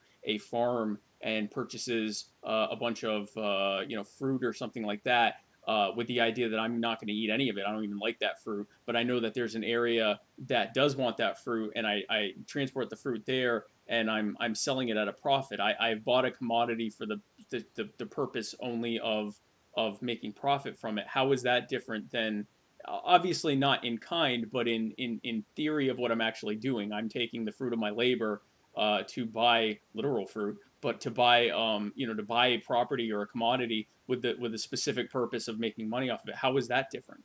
And if so, is that theft? Yeah, that would be theft. I mean, the ratio is you took capital, you bought a commodity, Right. and you got more capital than what the commodity originally was. Now, and my issue, I don't necessarily agree with that. It's an idea that I don't think is totally worthless. It is something to look at as far as how people are exchanging value, and there's some merit. I believe that there is some merit to it, that I'll say the greater the degree to which you have done nothing to buy a commodity and sell it at profit, the more you need the state to back up what you've done. Because I don't think, all things being equal, that if you didn't have the state protect you, that the individuals who are seeing you reap huge rewards while they get pennies, that would long last. They would fuck you up. But also typically, and I mean, this is sort of almost like a human nature type thing. Typically, when someone is doing very little to actually perpetuate their continued wealth. Maybe not them, but if not them, then the next generation. Someone is going to screw that up because they don't have the I guess ruggedness, for lack of a better word, to adapt to the things that are almost certain to happen that will challenge that. And I'm not saying necessarily a person, but a change in the market or whatever. That I mean, you think of all these multi-billionaires that were buying up properties, to flip or to to buying up these big real estate investments and things like that. And when the property went south, so did they. I tend to think a lot of that stuff tends to, again, without state involvement, because all those people got bailed out. But without state involvement, that those people tend to either, if they're not earning their keep, for lack of a better word, better term, they usually end up going by the wayside, or at least diminishing at some point. And I guess my problem with the idea, and like you said, I mean, there's validity to the idea, or at least to discussing it. But the problem with that specific idea is that, for example, going back to the fruit example, okay, great, I like a very a specific type of I don't know, a radish or something that's not made around here, and the only way for me to be able to get these different things, to try out different things, is to procure them from the person who labored the field specifically. I can't get it from I mean, because that You can get eliminates. it from a company that is worker owned. Okay. That's what they would say. Okay. You can get it from a company that's worker owned. You don't have to buy it from the worker, but you need to buy it from a company that's worker owned. And how do I verify now, that? I don't know. So I guess a lot of it is just the workability of the thing. To me, when I look at like a lot of the left anarchist stuff, Right. which I'm actually very interested in left anarchism, and I'm not a left anarchist. I'm also not a right anarchist. Right. Like I already told you what I am, which is whatever I am. But they still, to me, seem to have a lot of ghosts, because they still have this.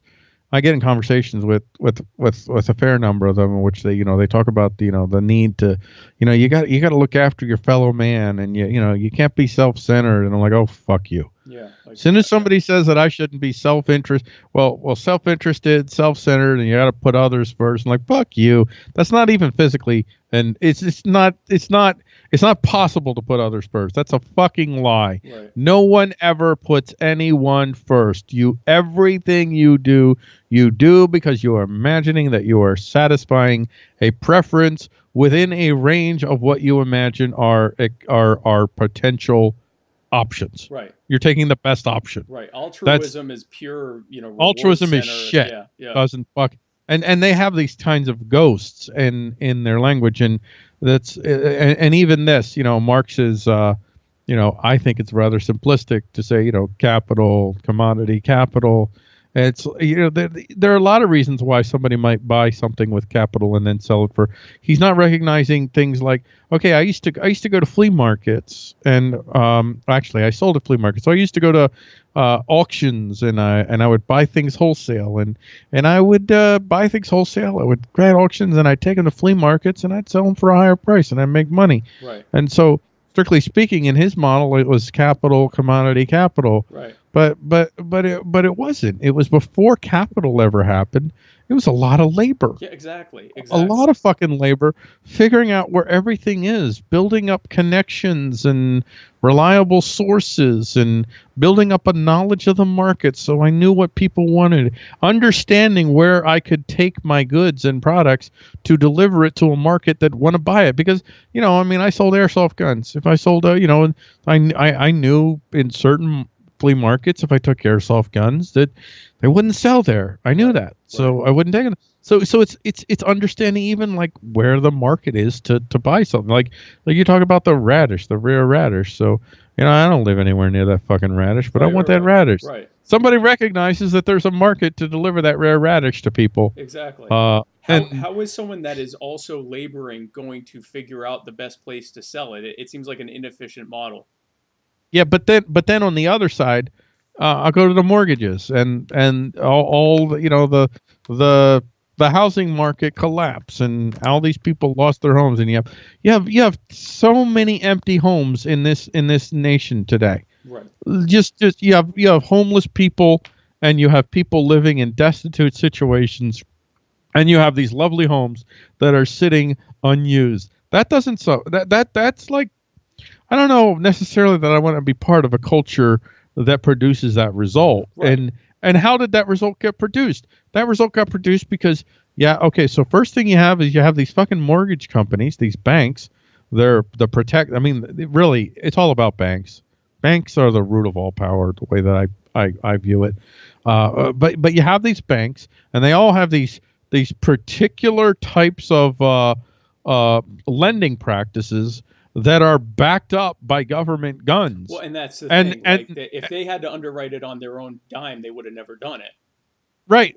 Not only that, but in addition to that, in order for you to be a bank that could put forth this loan, you have to be a accredited bank. Right. Who the fuck do you think is going to become a accredited bank? But the people that are part of the fucking banking club. Right. They're not going to let competitors in, man. No. It's a monopoly. An artificially, well, not artificially, it's created through government gun power, but it's a government gun power created monopoly, so they can create these terms for mortgages that are fucking ridiculous. You can say, well, you signed well, yeah, I signed it because that was the best I was gonna fucking get in this world. Like, I didn't have some rich uncle that says, you know what, I'm just gonna, I'll tell you what, man, $100,000, I'll give it to you.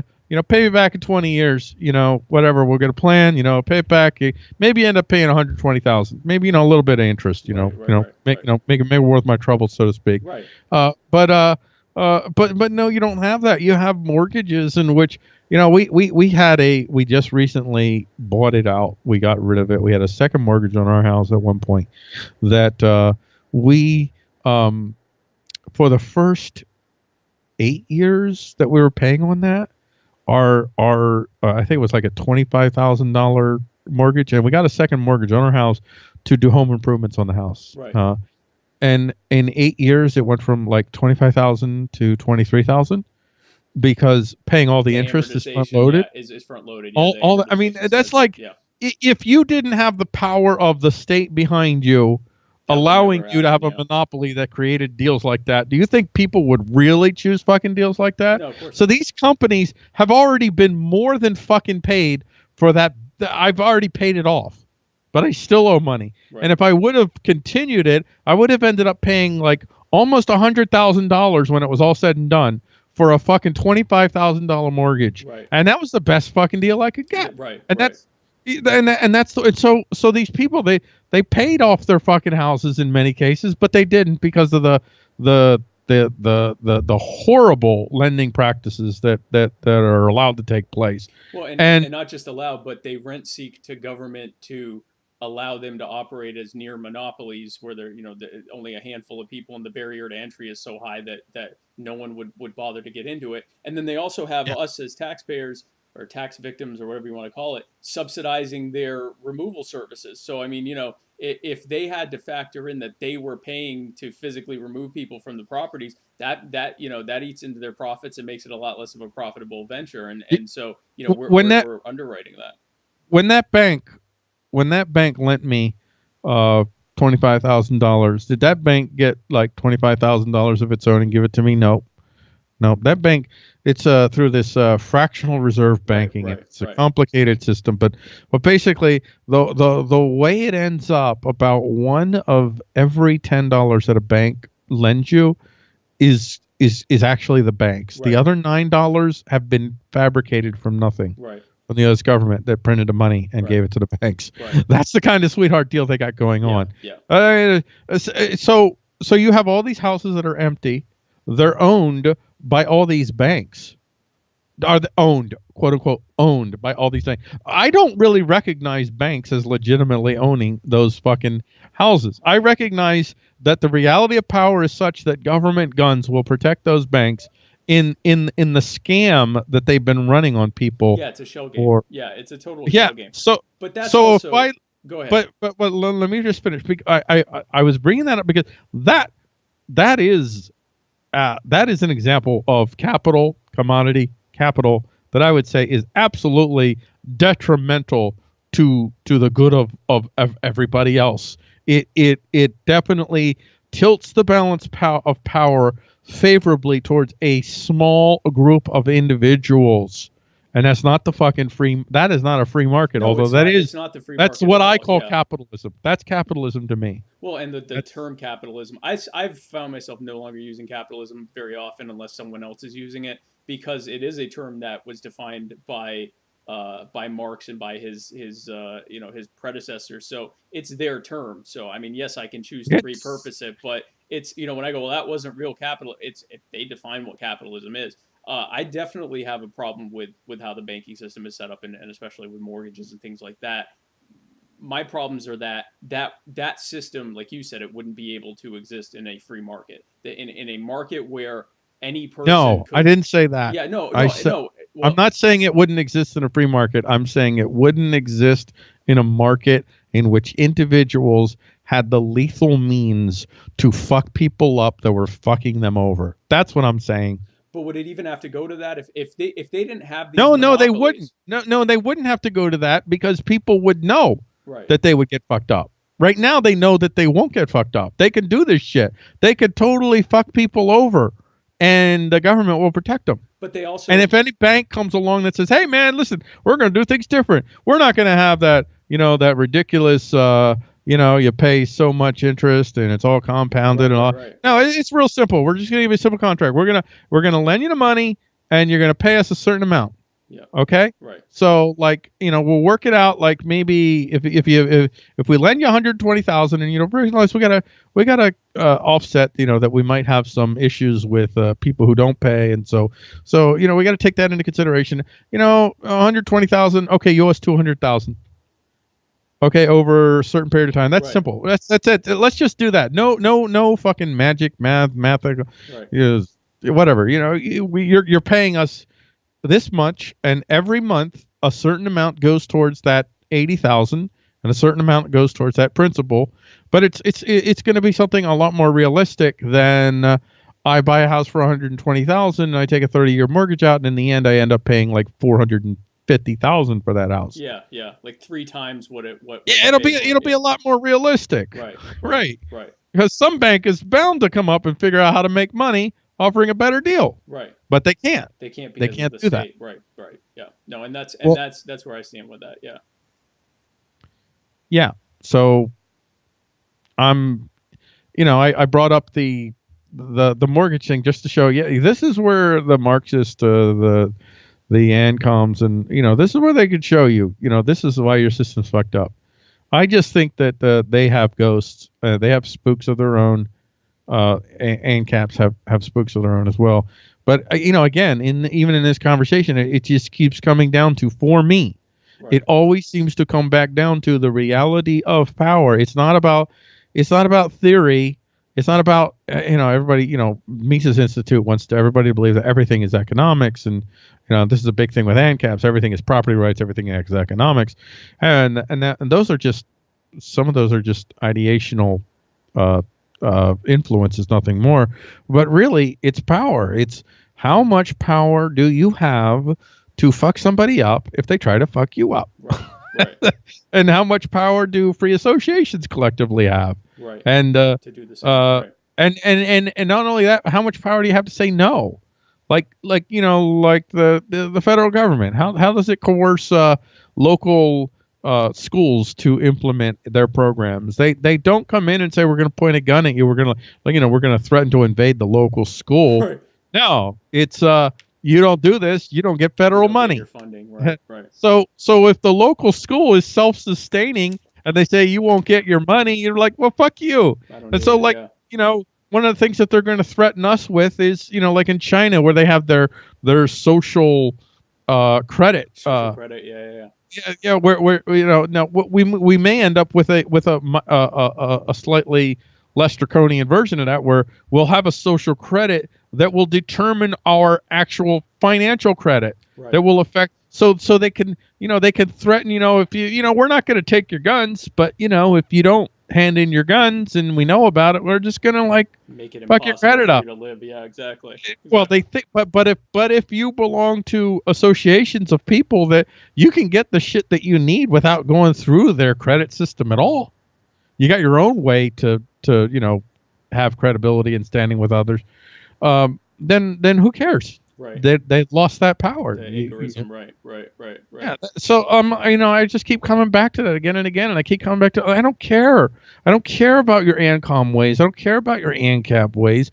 Just show me your fucking power. Right. And the more power you have, you can test out your little toys and your little fucking ideas. And if you don't have power, you can't. If you have power, you can. Whichever type of power or types of power that it is. Well, I mean power in aggregate, the whole, overall. Yeah, like, all of them together. Right. Yeah. So and that. Go ahead. That's it. Okay. So I think we're past 210, aren't we? We're past. Well, we punched Lou in the face. Lou is like, if he's watching, and he probably isn't because he sucks. But I love him. He's awesome. He will end up watching this, I'm sure. But yeah, if he ends up watching it, then he might not. He's gonna look and he's gonna see. Wait. Just see how long it is and say, no, I'm not going to watch that. 2 hours and 27 minutes? Oh, this is big news. Or he'll just watch past 2 hours and 9 minutes and just stew for the remaining however many 20. Just hate every minute of it. So I just wanted to, before we go, is there anything else you want to share with the audience? Anything that you feel like I have said everything that I need to say about Messina Dance Company. So at this point, you got that in. I got all of my spots, and I'm so happy about that. Go Messina. Oh, Go. He's great, Team Messina. Is there anything that you feel like we haven't had a chance to discuss in depth enough, or that we didn't get a chance to talk about that you'd like to share with the audience before we go? Other than hawking my stuff? No, please hawk your stuff. Because I want to hawk my stuff, all dude. of your stuff. I'm here to hawk my stuff. So yeah, I'm hawking my stuff. I do Futuric.tv. That's like that's the science tech. Really, what Futuric is? Futuric concentrates mostly, not completely, on demonstrable power. That's what Futuric.tv does, and it tries to keep the politics and the anarchies out of it. And actually, when I do Futuric stuff, I don't swear. I don't swear on Futuric shows. I'm trying to be friendly and reach a larger audience and all that. But iState.tv that's more the ideational stuff. Okay. So that's where you get the ideas and theories and politics. I will deconstruct political stuff and within that reality of power framework. And yeah, that show on those types, and I do many different shows. And the way that I do my shows now is I have a whole set of shows that I could possibly do. And I'm like, okay, well, what do I feel like doing? Okay, I'm doing that show today. Then I got Hit with a Brick, Hit with a Brick is like when I just want to say shit and I'm mad. That's like my mad show. What grinds my gears type of show? Yeah. You know what grinds my gears? Right. But I'm actually going to be starting not this week, but next week. Hopefully, I think I should be ready by then. I'm actually going to be going back on with Lou. Lou on Thursday nights, and hopefully Wednesday nights Babblecast. I don't know if Lou. Oh no, Thursday. It's a double bill. It's going to be Babblecast at 9 p.m. and then 10:30. It's the Anarchist Adult Factory, spelled Phactory. So Babblecast is going to cover like ridiculous, stupid, fun stuff, and then Anarchist Adult. That's going to be like iState type stuff. And that's going to be you and Lou? Me and Lou are going to be the Anarchist thing. He may sometimes be on Babblecast. Okay. But no, Babblecast is myself, Andrew Marich, Matthew Taylor, and Niz, the one true Niz. Matthew Taylor and the one true Niz. They do the Torchwood Report on LRN Radio. Okay. And Bodie does stuff with me. He does a lot of stuff with me. He does his own stuff, does cool stuff. You know Bodie, right? Andrew Marich. Yeah, through you, yeah. Okay, yes, good. Yeah, Bodie's good people, man. He's good people. So yeah, check all that stuff out. You can find that at Futuric.tv, iState.tv, and also subscribe to all of my YouTube channels, which is Futuric, iState, and Paul Gordon. Subscribe to the Paul Gordon YouTube channel because I put weird stuff on there. Like I have this series that I'm working on right now, which is pretty fun. It's called Max's Balls Podcast, and what I do is I play with Max's balls, and I shoot it while I'm doing it, and then I talk and weird stuff happens. And by balls, I mean tennis balls. You fucking who is Max? Like, Max is my dog. Oh, okay. So I kick tennis balls around, and there's a science and a logic. He is very particular about his tennis balls. It's fascinating stuff. But you only see that on the Paul Gordon YouTube channel. You won't see that on I Stayed Up Your Chart. Paul Gordon is like anything goes, weird stuff. I just put crap up. Okay, so there you go. I've done myself. I'm going to put links to all of these things in the show notes so that no one will miss. In the show notes? The show notes for Max's balls. I prefer if you put it in the show notes. They will definitely be in the show notes. Not the notes, just the fucking nuts. Exactly. So that's great. Paul, if you can stick around, I'm going to talk with you a little bit afterwards. But Paul, thank you so much for being on my semi-virginal episode of it's. You know what? You have this over Lou as well. This is my first live streamed episode, so you've got that. All right. Did I break your live stream cherry? Your self-run live stream cherry. Yeah, exactly. I've been on live stream. This is my first self-hosted live stream cherry. So I feel like Pimp Daddy Paul now. It's pretty. I want to be PDP from now on. Pimp Daddy Paul, PDP. PDP. Big deal. Yeah, we'll add a podcast for that. But I am PDP. Perfect. So thank you for coming, and I definitely want to have you on sooner than later, if at all possible, down the road. But you should have me and Lou on together. And you will have to be on for like 4 hours and 80 whatever breaks the two of you. You think Lou will do that? You think Lou would do that? I think I don't even have to show up. Like I literally could just have the two of you on and like get something to eat and take a nap and come back. Go, you guys still talk? Okay, good. Thanks for watching. Yeah. So, all right. Yeah, so great. That'll be good. So Lou, thank you so much again, and we really appreciate you being on. You're welcome anytime. And thank you. Me Lou just now. That's great. What's that? You called me Lou. That's great. Did I call you Lou? Yeah. I'm glad Lou was here too. Paul, thank you so much. Paul Gordon, I know who you are. You won the poll. Paul, I did. Yeah, you well, did. I don't know. I don't know if I did. No, you did. You won by a substantial margin. Okay, good. Thank you so much for coming on, and I really appreciate you, and we hope to have you on again soon. And guys, thank you so much for tuning in to this first live streamed episode of My Fellow Americans. I will definitely, I think I said less times than I did before. I'm definitely working on it, and my equipment will be better each time. I've got better equipment coming, and I'm going to try to work in actual segments instead of just me talking. And I'm going to try to clean this up with each ongoing episode. But thank you again for tuning in, and I hope to see you in the next episode. Be sure to comment with what you think about how things went, what you think about what we talked about, and I will reply to each one and let you know whether you are right or wrong. Thank you again for watching My Fellow Americans with me, Spike Cohen, and I will see you again soon.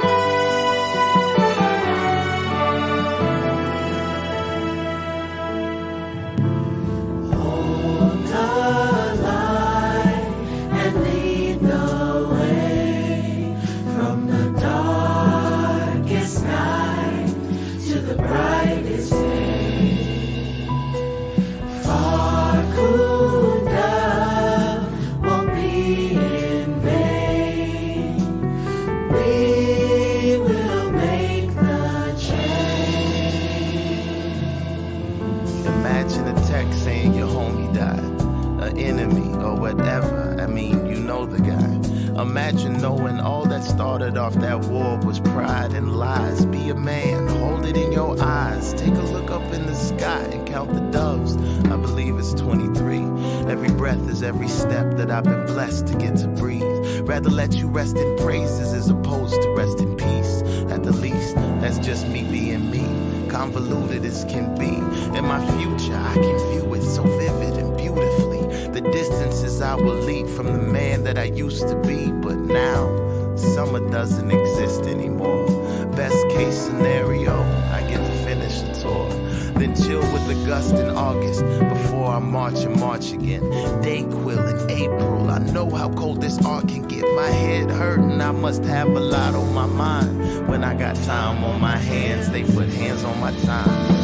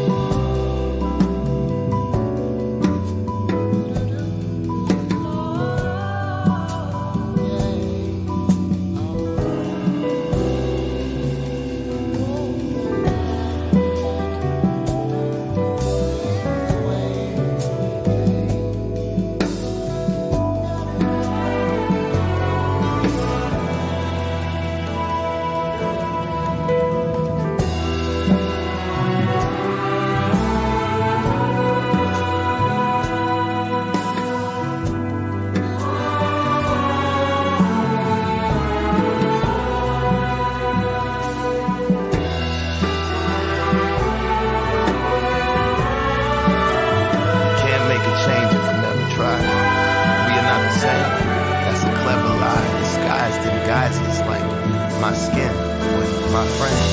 In reality, you are my kin, though I view the world through another's iris. If you slide in my kicks, it might fit.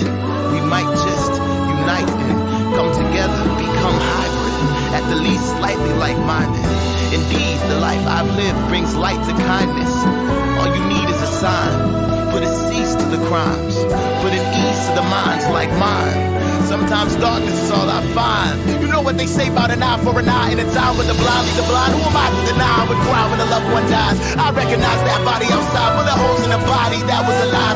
Now confined to a chalk outline. Find out how, but you never know why. It ain't even make it to the news at 9. It ain't even make it to the news at 9. That's my sister, mother, father, brother, son. That's one of mine. Hold these tears, I close my eyes. Open up to only find I'm in line. There's a pointless murder happening all the time. Either lose your life or mine. Caught up in them versus I. That ain't how it started, nah. How were we supposed to survive? There's a war going on outside. Who would want to raise a child? Whom the tomb is flashing by. Now you have to say goodbye when you watch them on the news at 5. Don't tell me how, tell me why.